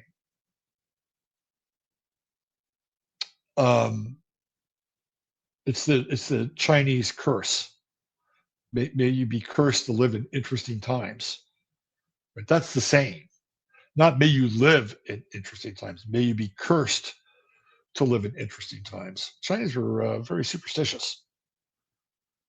So we'll have plenty of that, no doubt. All right. So what do you think? Are we gonna get the dog and pony show of a treaty and some reasonably lasting, quote unquote, peace and agreement? And again, we're talking about the 11th, 12th of August, which I think would be the most appropriate time with Mars retrograding, or not Mars retrograding, Mars going into Cancer. Hey, you don't always have to press forward. We've been in this very aggressive Mars cycle in Gemini, and Venus and Mars has been on each other's ass the whole time. Venus and Virgo sets up unrealistic expectations, and Mars and Gemini just absolutely mows them down. And I think we've been dealing with that. And I think after a while, you just tune out. We're just going to tune out. We don't have any expectations anymore. We don't care who's winning or losing, right? Because it doesn't really matter. It doesn't really mean much. And maybe that's what they're trying to get out here, right? Now, what's also interesting is that if we're going to move into that period where I do think with Mars and Cancer, it is an appropriate time to retreat. It's going to square Neptune. So if that's the plan, then Trump or whoever is going to sign the auto pen or whatever, they're going to have to live through a momentary phase of humiliation. It's the way it is. Right? Because Mars is going to square Neptune. It's going to look like a loss if they go down this path and they pull away around the 11th or the 12th, it will look like a humiliation. But there's, well, I mean, what are you going to do? Right? Are you going to like somehow automatically defeat Iran and, you know, have Trump driving through a gold-plated golf cart down the streets of Tehran? Like that's not going to happen. Would that be the ultimate victory? Maybe. So the humiliation, again, this is on a mundane level, the humiliation with Mars going into Cancer, squaring Neptune is kind of real. Then we'll have Mars also moving into an inconjunct with Pluto, right? And the inconjunct is if you can weather the storm, you can actually get stronger as a result of this. Yes, of course, Mars will square Saturn, right? And there could be some lingering effects of being stung and feeling like, ah, shit, we lost. Let's go back there and, tell those fuckers that we've had enough again. Yeah, it's quite possible. You got to get through that as well. You got to get through the potential of being baited back into a fucking war. You're like, well, Robert, it hasn't even ended yet. Well, do we even have a war? It's never really been declared a war. But that's what we have to. So we just kind of literally soldiering through this. Why? Because do we want to draft? No. We don't want to draft. And it's going to be really interesting to see what we talked about this last week, to see what happens when they run those models, those draft models. They can sit there and go, well, this is what happens here. This is what happens here. Claude says this. GPT says this. OpenAI says this. Right? Like all these, they're all kind of like, saying the same thing. And then it won't necessarily be successful unless there's some grand patriotic event that forces people to go do that. Well, how do we do that? Well, something like 9/11. Oh yeah, we're coming up on 9/11. By the way, Trump says he's got a big announcement coming on 9/11. He's going to let the world know who did 9/11. My God, it's like the biggest political prick tease of all time. If he comes out and says Israel did 9/11, then that's it. The relationship is over. It's over. It's over and done with. But if anything less than that, maybe he'll point to some bad actors inside the government. Maybe people who are dead. Maybe he'll resurrect Dick Cheney. Maybe he'll resurrect Don Rumsfeld. Right? Maybe he'll resurrect them. We'll blame it on the dead people. That would be the easiest thing to do, wouldn't it? George Bush Sr., he's gone. Like, blame it on him. Anyway, there we go. There's our chart of the moment. Not a lot of Earth. Do your best to stay grounded. We got Venus and Virgo. That's going away. Right? We saw when that's leaving. So that'll be bye-bye. We have Chiron and Taurus. Shaky. And that's it. We'll have Chiron and Taurus. That's it. We'll get the occasional lunar cycle in an Earth sign. All right, that's where we are. Let's talk about the eclipse. So I put these images together so you may be better able to understand these eclipse cycles. So I went back to 1953 and I left 1 year out. I forget which one it was, but it was a partial eclipse. Nothing really happened. But when you look at these eclipses, and they're all in Leo, and they're mostly between like 11 and 18 degrees, with a few, like there's one early and there's one late. All right, so let's go back. Now, what you're going to notice here is you're going to notice two types of phenomena, for lack of a better term. So let's go back to 1953. Now, on 8/9/53, again, whatever you think of the whole atomic bomb.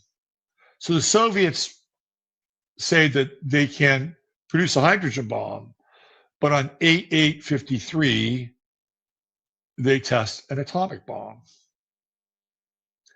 Now, how were they able to get the technology?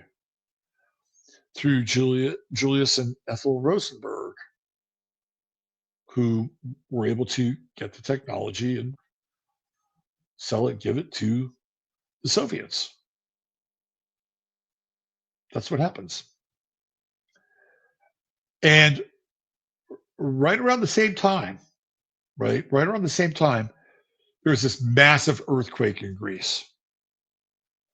I'm not saying they're related, but it's big.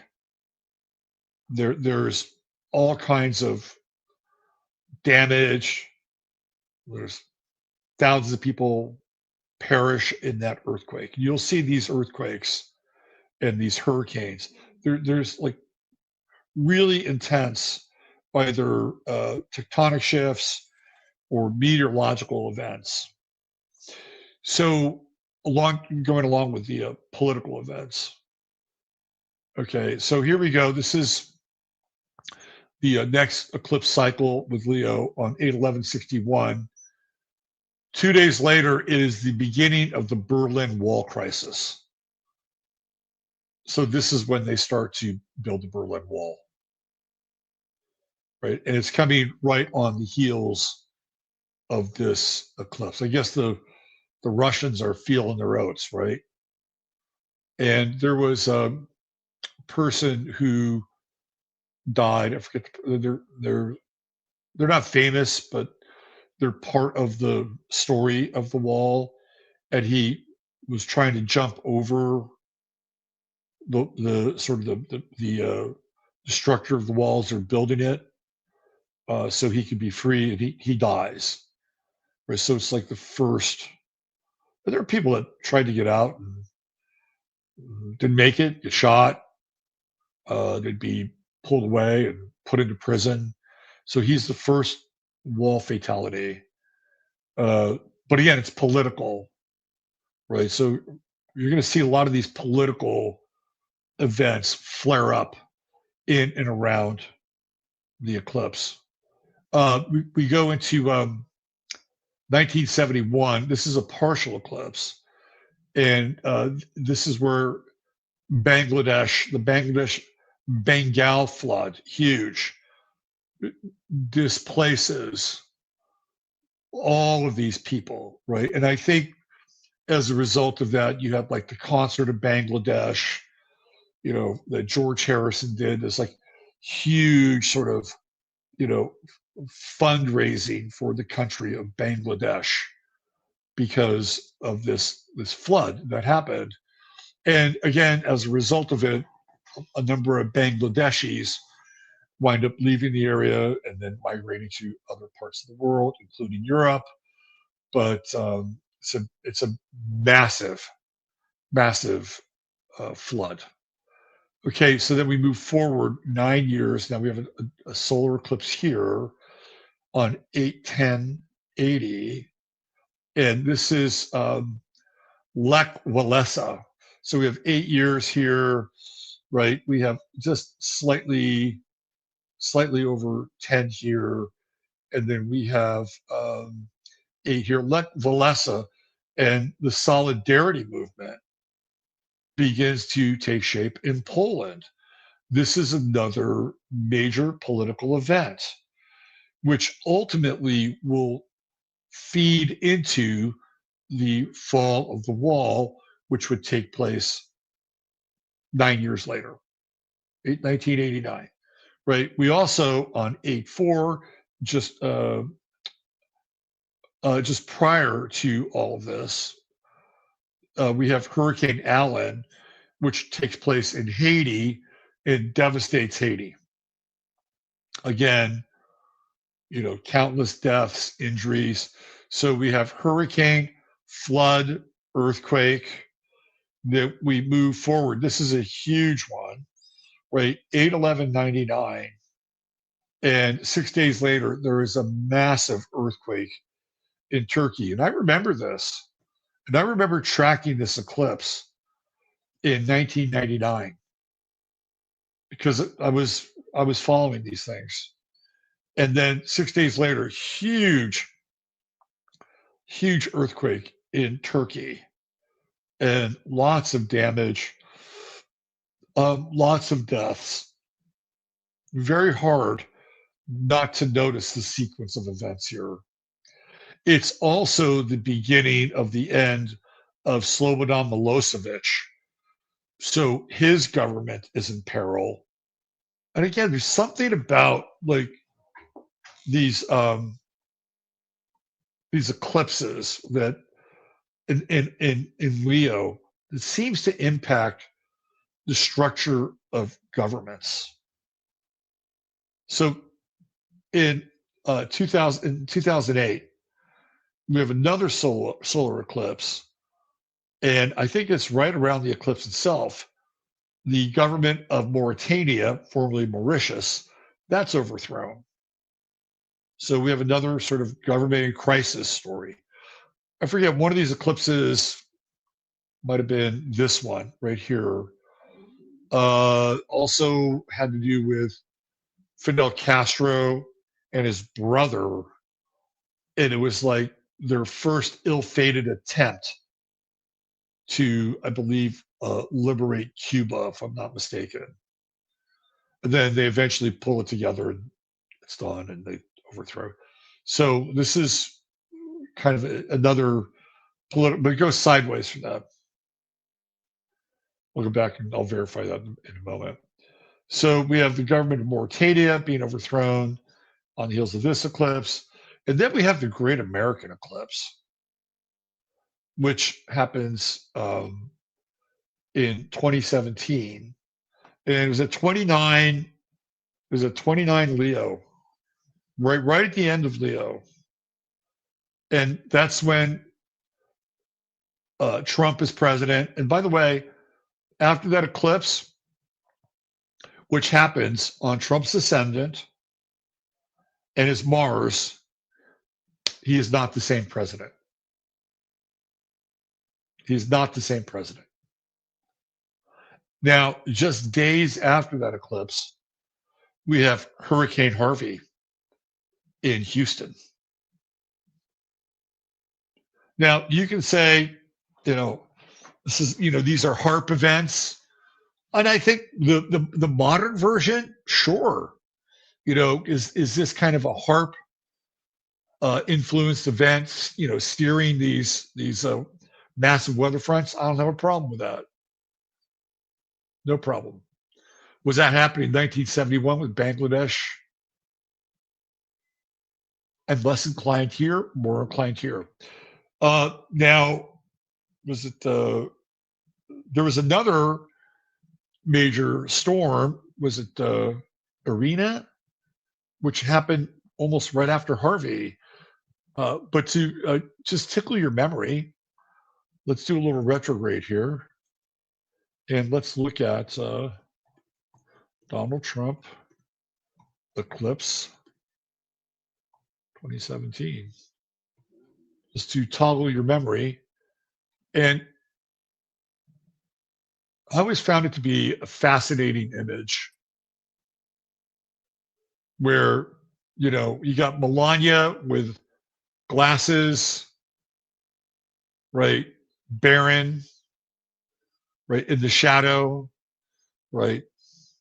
The son is in the shadow of the father. And Trump decides he's going to stare into the sun, right? I've got Mars and Leo. I'm going to stare into the sun. And then all three of them finally put the glasses on, right? And so this was the eclipse path.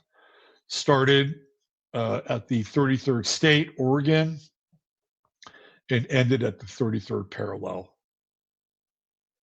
Uh, and I think that this eclipse is really synonymous with Trump's presidency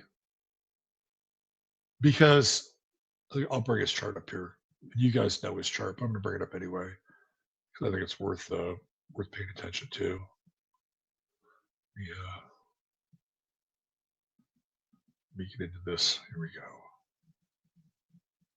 And I'll show you exactly where the eclipse was taking place in Trump's chart.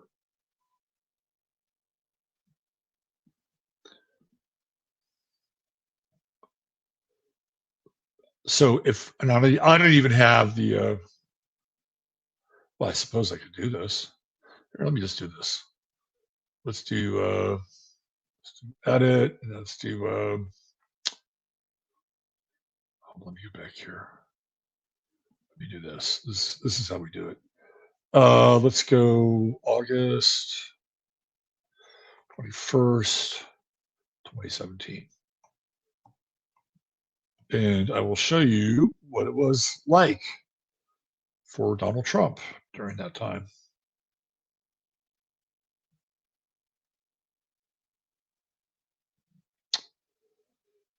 So here is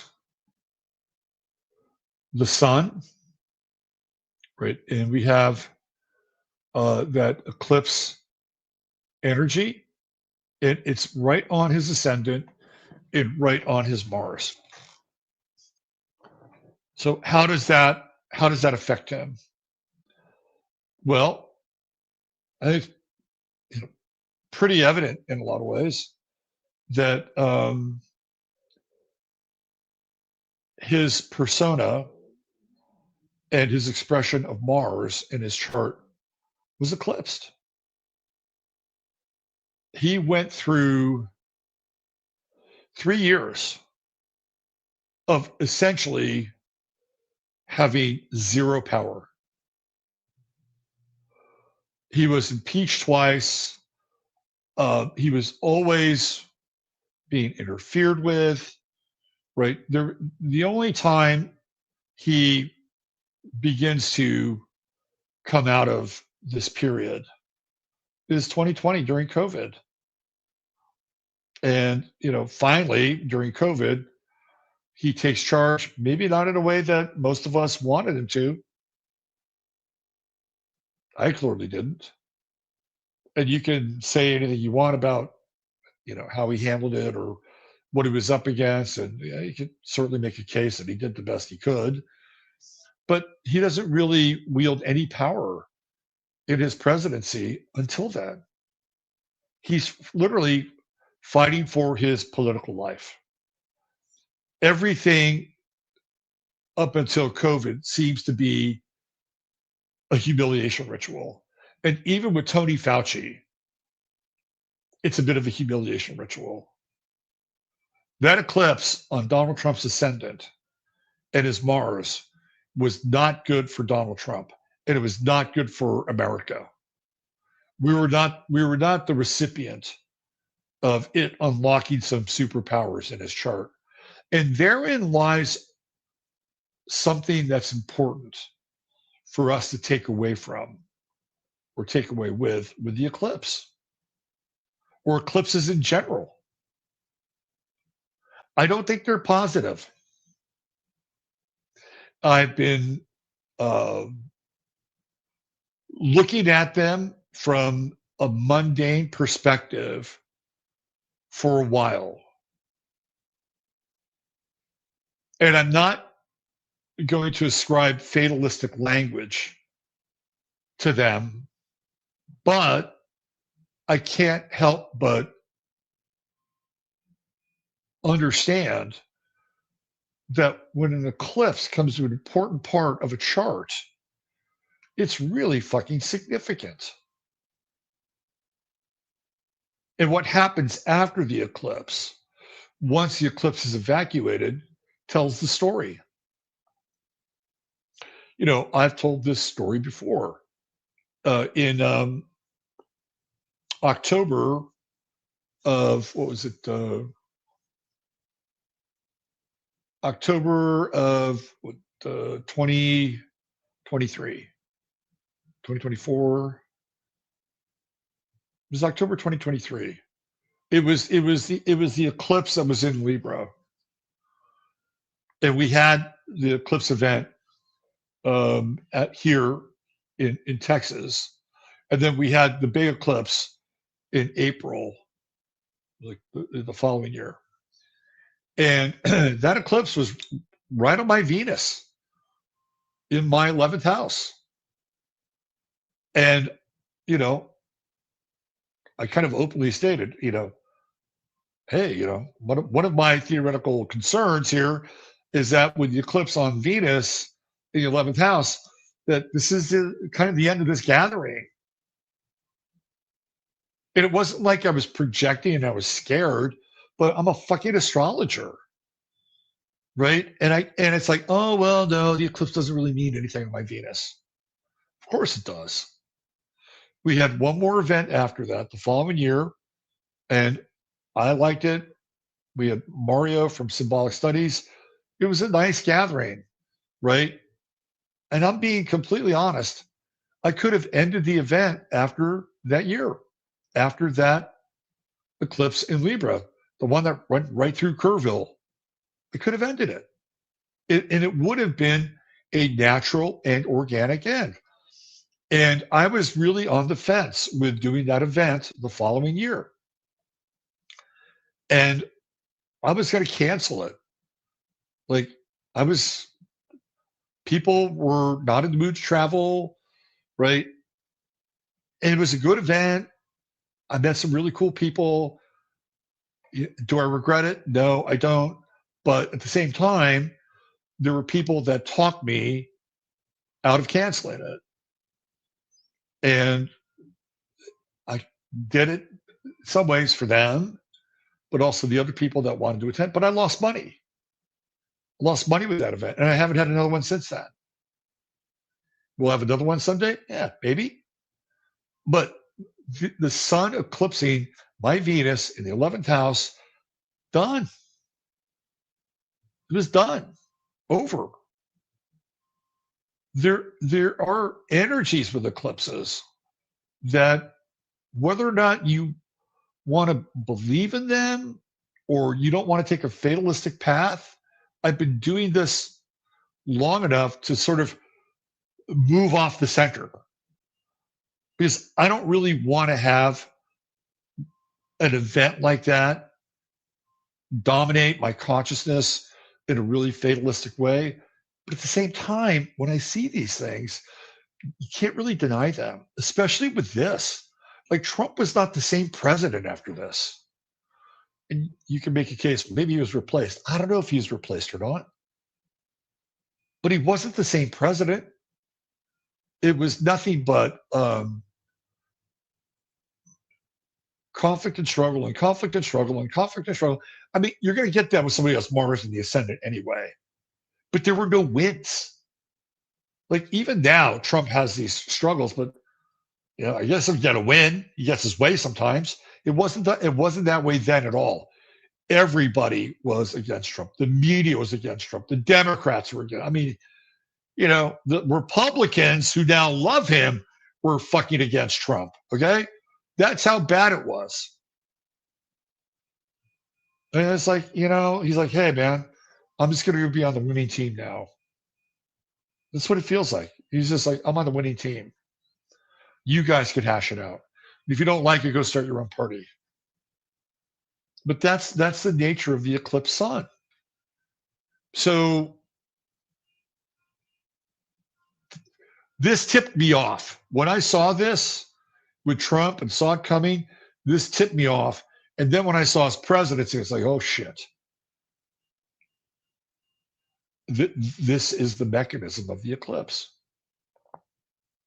And then experience it real time with my event. It was like, well, Robert, is that a self-fulfilling prophecy? No, not really. But I could see it. I could see it coming. It was sort of the end of that chapter. So these eclipses, I think, are important. And so what would Trump have to have? So you ask yourself, well, what would Trump learn from the eclipse on his son Mars, or on his Mars and his ascendant? Well, if he was really paying attention, that the next few years in office are not going to be easy. That he's going to have to use every single ounce of power in order to get through it. Get through it, even if he's just a puppet going through some kind of humiliation ritual. And maybe he did. I don't know. I'm not. I'm not in those conversations or behind those walls. But yeah, it's kind of how these things work. Anyway, I just wanted to show you the potency of eclipses. All right, so we're going back here. So this was the Great American Eclipse. It also it split the country in two. It split the country in two, which I talked about this many times before. Again, just we'll go back and we'll look at this, right? Let's see, Great American Eclipse, 2017, right? And we look at the image and we share this tab, and it literally split the country in two. Fast forward 3 years, summer 2020, summer of Floyd. We've got riots. We've got statues toppling, right? America's burning. They want to defund the police. The revolution is televised, literally splitting the country in two. And by the way, we have not recovered from that. We haven't recovered from it. In fact, in some ways, it's gotten worse. In some ways, it's gotten worse. In some ways, it's gotten better, but it's also gotten worse. We feel even more divided in a lot of ways. And that division is like, instead of fractures or a fracture, it's like micro fractures. And it's also very kind of Mason-Dixon-y, right? Like,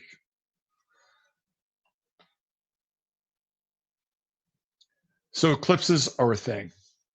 They're a thing. So let's go to the following year, 2018. Now, this eclipse is much closer to the degree that we're going to be experiencing this upcoming eclipse along, which is between like 11 and 18.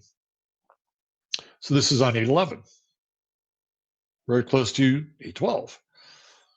So here we have big protests happening in Romania, more political protests, and then we have massive flooding for 10 days in India from the 10th to the 20th.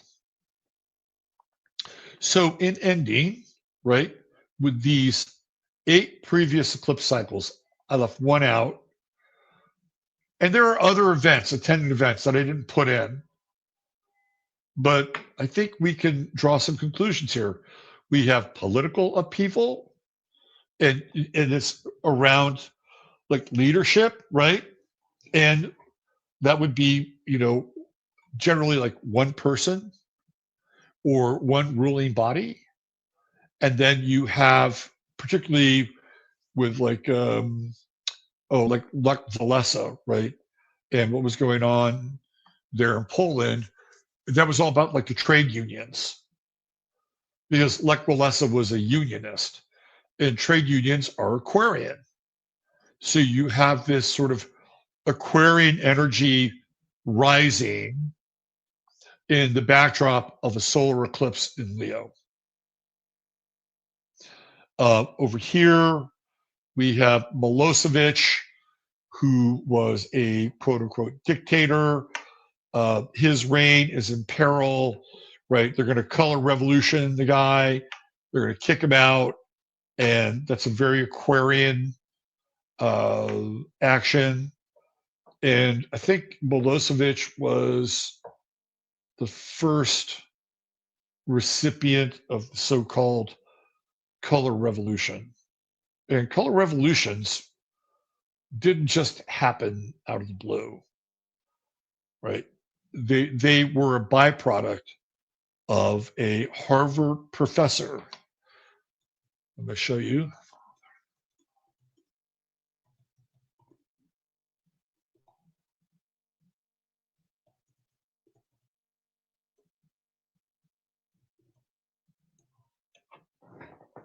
All right. Gene Sharp is the father of the color revolutions. He was an American political scientist and the founder of the Albert Einstein Institute. And Gene Sharp happens to be an Aquarian. I did a lot of work on Gene Sharp and the color revolutionaries, right?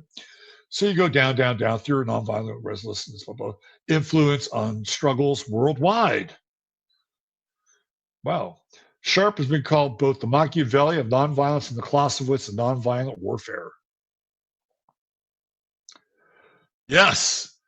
So the Serbian Revolution, right, was one of the first of the color revolutions. Egypt as well. Like, so all these color revolutions that are going off, it's this guy, Gene Sharp, who is the ideological grandfather. So here we go, the Eastern color revolutions, Eastern European color revolutions. These are all their color revolutions. You got Yugoslavia. This is the Milosevic revolution. Right there. Also known as the bulldozer revolution. Right. So this is what we were talking about. Now you have Otpor, which is the Serbian word for resistance. And the leader of Otpor was this guy, Peter, what's his name? Peter, I forget his last name. But he was a student, an ideological student of Gene Sharp. What the hell's his name? Otpar, not Peter Buck, no. So the Americans got involved in the Otpor stuff. Post Milosevic, where is this guy's name? I haven't thought about this shit in such a long time, and I sort of riff this stuff. So I've spaced out on his last name, Otpor Collective.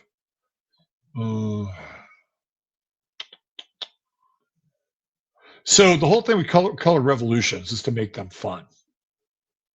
That was the whole thing around color revolutions. And this was the first. They called it the bulldozer, but it was a color revolution.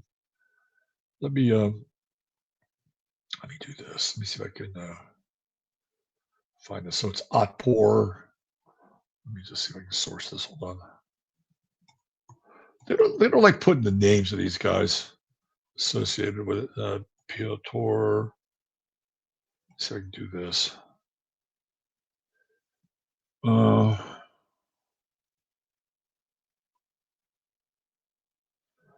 Otpor leaders. Let me just put this in. Because I got to find this guy because there's a reason I want to find him. Serta Popovic. That's who it is. Serta Popovic. My bad. So this guy is he was the leader of Otpor. So he was behind the bulldozer revolution.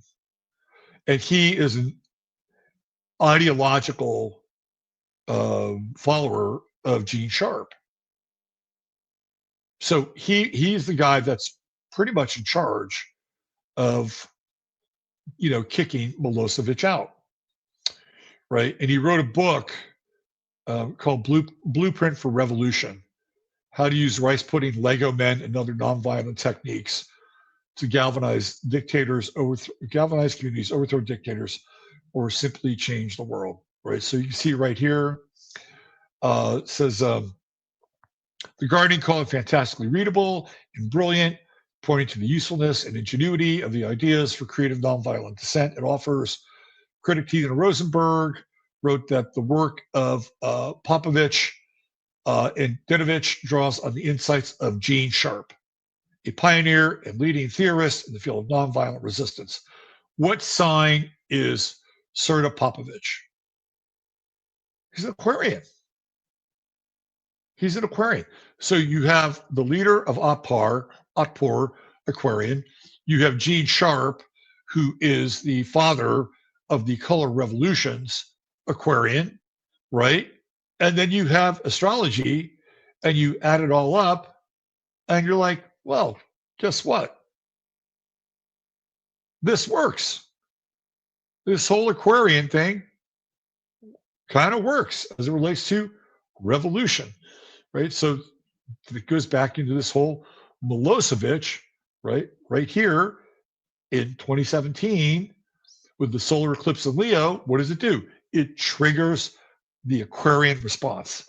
And the guy who's leading the charge to overthrow Milosevic is Serta Popovic, an Aquarian. I'm just giving you the axis, right? I'm giving you the axis. So if we look at this upcoming solar eclipse, again, that's going to be on the 12th, right? Where is it? Let me bring it back up here. August 2nd, June 14th, Donald Trump. Where is it? Eclipse. Yeah, the 12th of August. Let me put it back into the hopper here. Right. Based on everything we've seen, from what's happened historically, what can we expect? Well, we can probably expect something geological or meteorological. I'd say the odds of that happening are pretty high, just because we've seen it so many times. And then politically, come on now. We got the true node in Aquarius, and we got Pluto down here in Aquarius. I'd be very surprised if, we're already seeing it. We just witnessed what happened in Spain, or at least Morocco, part of Spain. Hello? Like, is that not Aquarian? It is. It's a large, massive group of young Moroccan dudes wanting to go to Spain and become footballers and other things. So I think we can go to Polymarket and slap a bet on something political, an uprising of some sort, something that, in case of emergency, break glass. And then there's areas of the world where, of course, the eclipse is already happening, or it hasn't happened, but it's the path and we've seen it. And it will continue to sort of happen even after the eclipse. And we've seen some of these events post-eclipse take on a kind of a meaningful perspective when we look at them, especially in retrospect. So we've seen it on the front end. There's probably more coming. We'll likely see it on the back end. And of course, we're also dealing with Iran and whatever the fuck is happening there. Can't have too much winning. And then the wild card in all this is Israel. So let me bring Israel's chart into the mix. So this is the Israeli chart on the inside. And this is the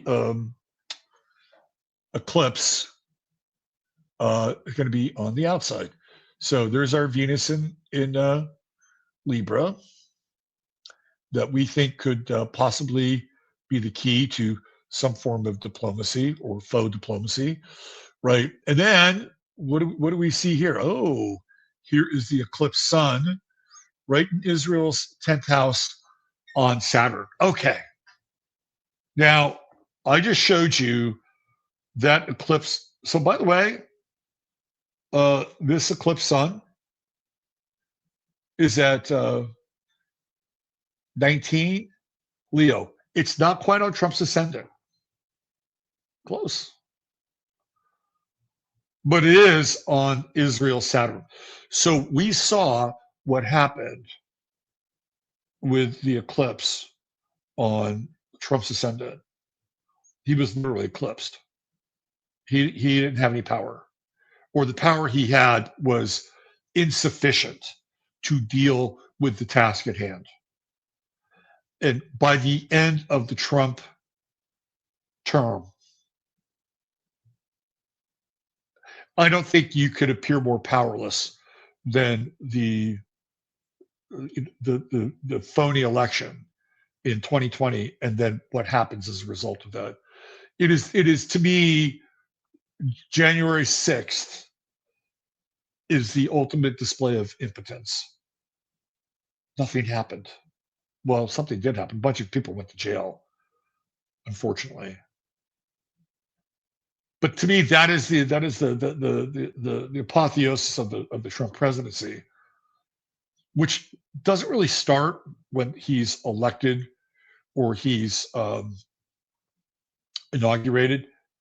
To me, it starts with that eclipse sun on his Mars, and he hasn't really been in office all that long. So, what's going to happen here? Well, good question. Um,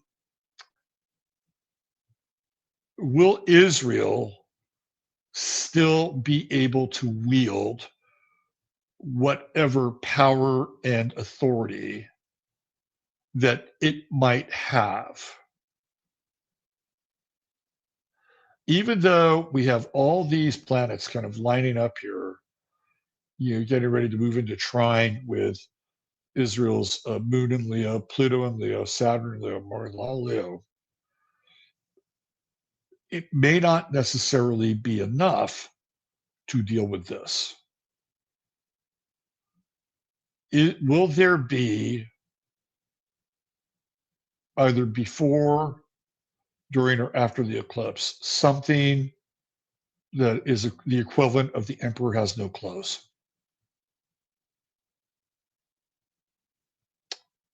This is a significant eclipse.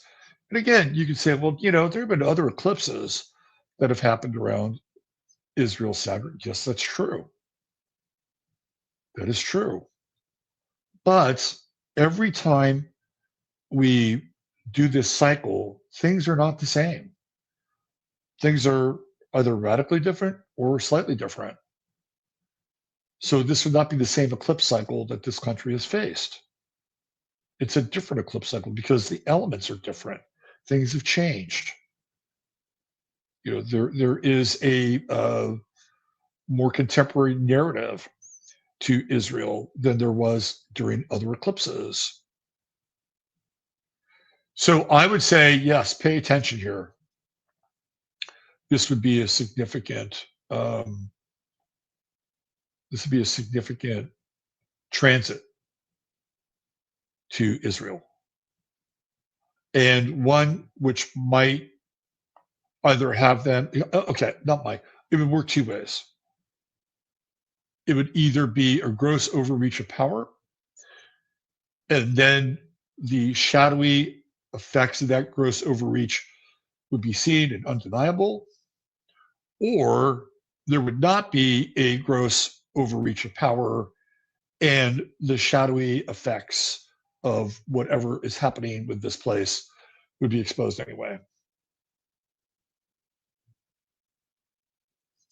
Now, keep in mind that Israel is a Taurus sun. So this eclipse is not only happening on their Saturn, fairly close to their Pluto, but also squaring their natal sun in the 8th house in Taurus. So astrologically, there was a lot of dynamic tension going on here between these two entities and here. So I would definitely say pay attention to Israel with this eclipse. And I'll tell you another place to pay attention to, and it just popped into my brain, and it has to do with so, hold on. Okay. All right. So here we go.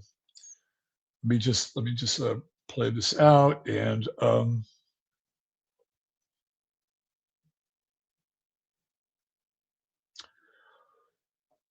yeah. I think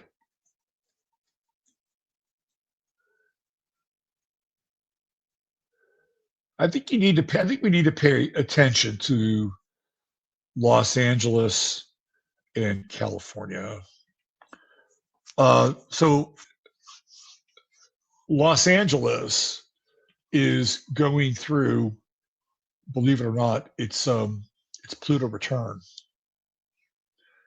Los Angeles has Pluto in Aquarius, and when they had the fires, right? That's when Pluto was just ingressing into Aquarius. If I'm not mistaken, I believe, was it Mars? Was Mars on the midheaven? Anyway, this eclipse will be happening in LA's 10th house, and right around what 24, 25 degrees, right? It'll be at 19. My bad, 19. We're just there. Kind of a ways away from Mercury.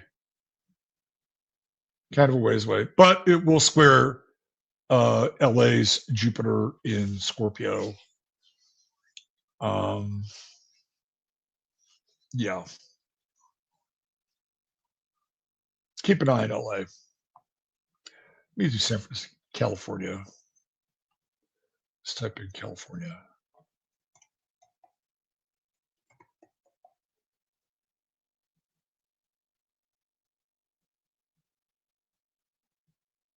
Let's do this. Los Angeles, California. Let's do the chart here.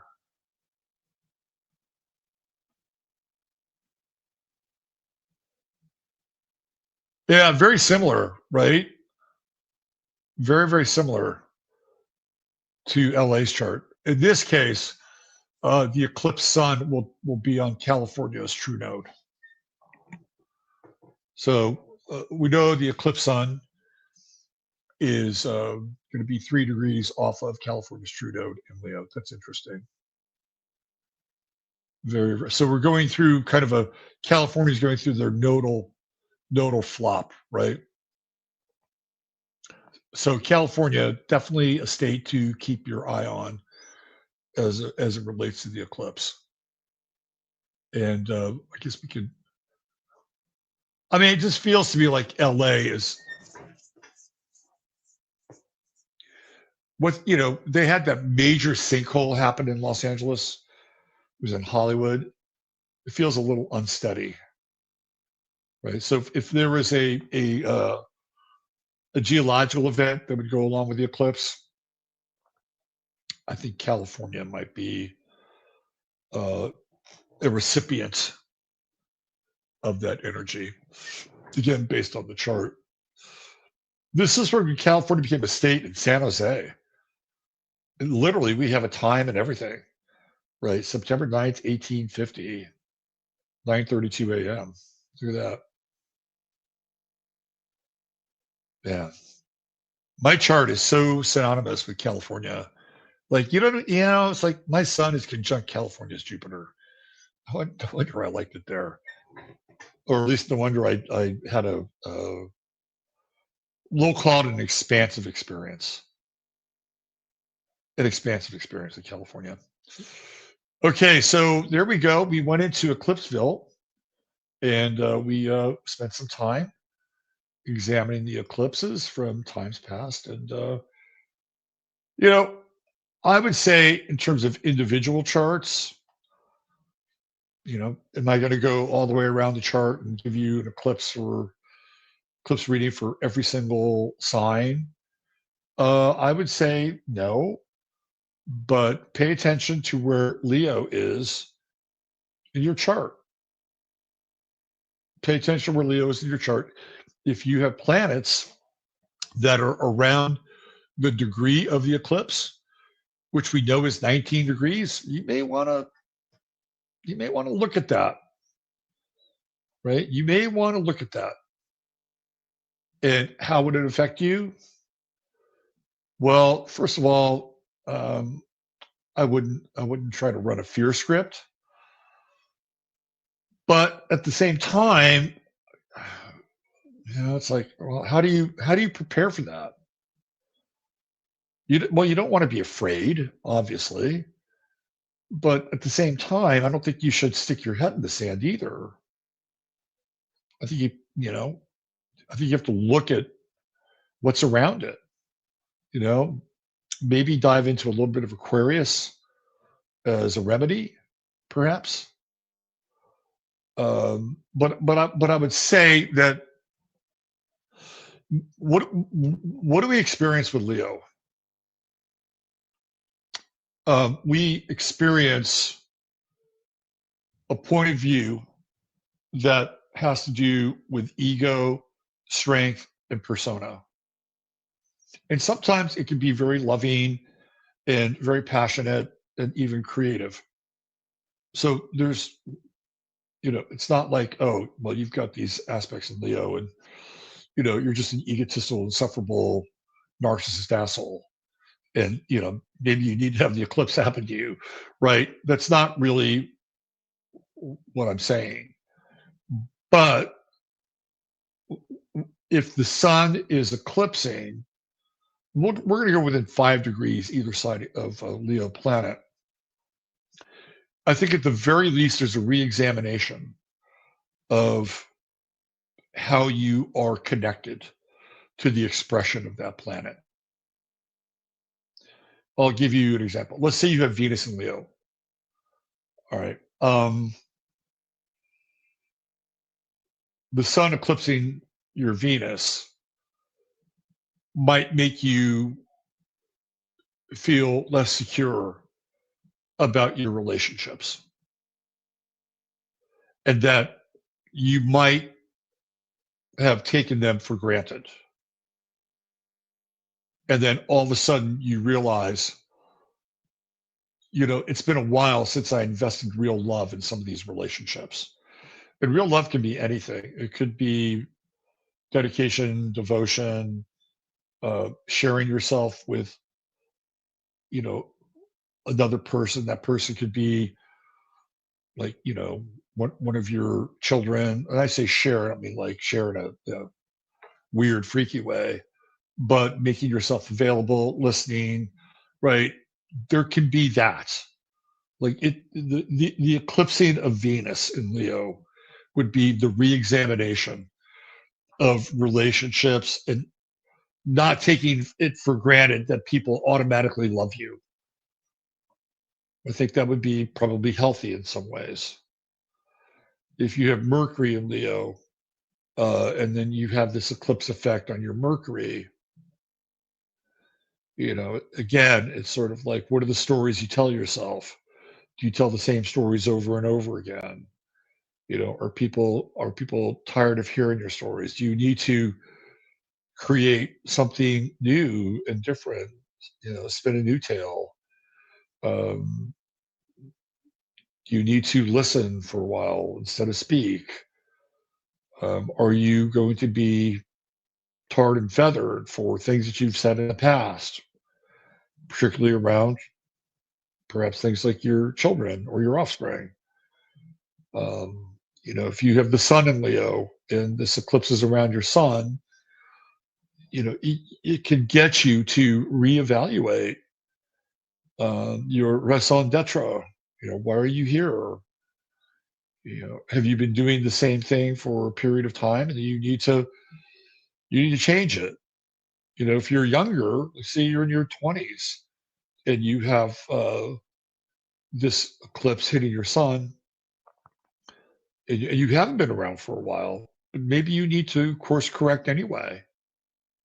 Maybe you see that your future may not be as bright. It might, you may see your future in much darker terms.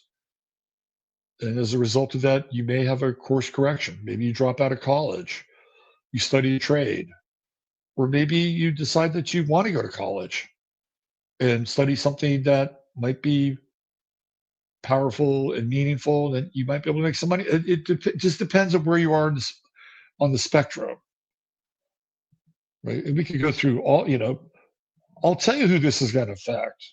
If we're talking about a large swath of people, it's the baby boom generation, right? This eclipse is going to, it'll impact those people sort of like born in the middle. So if you have Pluto and Leo, somewhere between 10 and 20 degrees, this eclipse is going to have an interesting, it'll add an interesting um, wrinkle to your own personal narrative. And it could be something as simple as, let's say a friend or a contemporary passes away and it really hits you. It really hits you, and then you realize, shit, I'm not young anymore. It could be something along those lines. It could be the passing of a culture, right? And I mean, so we're going to call them the boomers from about 10 to 20 degrees Leo. So if you have Pluto 10 to 20 degrees Leo, you're kind of in this eclipse wave. And you're even kind of in it already because we're already in the eclipse wave, and the sun isn't even at 19 degrees Leo. And, we've already seen some of the effects. So maybe that if we're just looking at a generation, like a large swath that this eclipse would affect, I would say it would be the Pluto and Leo generation, the baby boomers. That's one man's take here. Right now, on the other side, we have Gen Z, who have Uranus and Neptune in Aquarius. And they're on the other side of the spectrum, right? They're on the other side of the zodiac. And I would say that with the advent of the true node in Aquarius and Pluto in Aquarius, as they will ultimately converge on Gen Z's Uranus in Aquarius and Neptune in Aquarius. That's Gen Z up until 2003 when Uranus goes into Pisces, and then that next group has Neptune in Aquarius as well. That this is like an alarm clock going off for Gen Z, right? And even Pluto in Aquarius sextiling their Pluto in Sagittarius, that's a power transit. And even Uranus on the other side opposing their natal Pluto, it's like a wake-up call.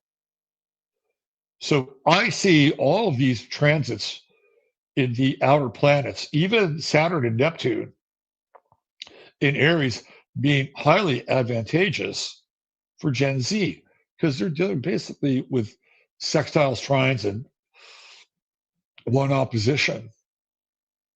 And keep in mind that Gen Z are the grandchildren of the boomers, Pluto and Leo. And then in the middle, which we can see right here, is Gen X. And Gen X are the children of the boomers, and Gen Z are the children of Gen X. So I think there's almost like a passing of the torch here. And maybe this eclipse is the beginning of the passing of this torch. I really like Gen Z. I think they get a bad rap. Of course, I'm biased. I'm a Gen Z son, but I like the fact that they're based. I like the fact that they're based, and they're kind of throwbacky. They remind me of the 1970s. Like, to me, their vibe is very 1970s. I like them. I do think we could see a passing of the torch here with the two of them.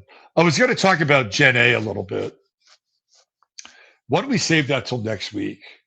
Because I found this video and it's teachers talking about Gen A in schools. Let me tell you, man, Gen A is feral. They are feral. And I don't know what we're going to do with Gen A. But why don't we shelve that and we'll save that for next Sunday night. So we were all over the place tonight, but I hope you got something out of it. We looked at eclipse cycles. We looked at previous eclipse cycles where clearly there seems to be both geopolitical and either geological or meteorological forces at work during these solar eclipses in Leo. Right? Big things sort of happen on both of those fronts. And I would expect this time to also reflect that that that pattern that we've experienced in the past. And to some extent, we've already kind of experienced it with this thing in Morocco, Spain. I don't think we're done, though. I don't think we're finished. And then, of course, we looked at the Aquarian side of this axis, which, the true node in Aquarius and the color revolutions, and just, it's a kind of a broad sample of this time that we're in. I'm not sure how much more I have to add to it. If you've stuck here, long, if you've been here since the beginning, which was just a little after 7, so 3 hours, thanks for being here. I said I was going to go short. I stretched it out. I always do. In the meantime, we'll be back on Tuesday with the astro weather. If you enjoyed tonight's interpretation of mundane astrology and the exploration of the eclipse cycle, you can go ahead and hit the like and subscribe. And you can also purchase the Celestial Blueprint, which is out and available now on Amazon. That is my book. It is a really, really good book for people that are just getting into astrology. It's also a really good book for people that know something about astrology. There's enough meat on the bones there where you'll get something of value. The hardcover and the soft cover are available on Amazon. I'm still waiting for the hardcovers to arrive, and once I do, I will have them available for personal copies if you want me to sign one. And that's about it. Join locals. We're doing basic astrology, Astrology 101, every other Monday. So we'll be back next week for class number 3. And the first 2 classes are already up there. So please join us. There's no fee. It's in front of the paywall. It's an hour and a half, nearly 2 hours of, just learning basic astrology. It's a good group, and we're all in there together. All right. Thank you for being here. Mods, thank you for keeping the order with whatever was happening in chat. I haven't really been paying attention because I've been doing my best to stay focused here. In the meantime, keep smiling. And I'll bring out a blast from the past. Use your head to discern what's real, your heart to sense what's possible. I'm Robert Phoenix, signing off for now. God bless. Good night.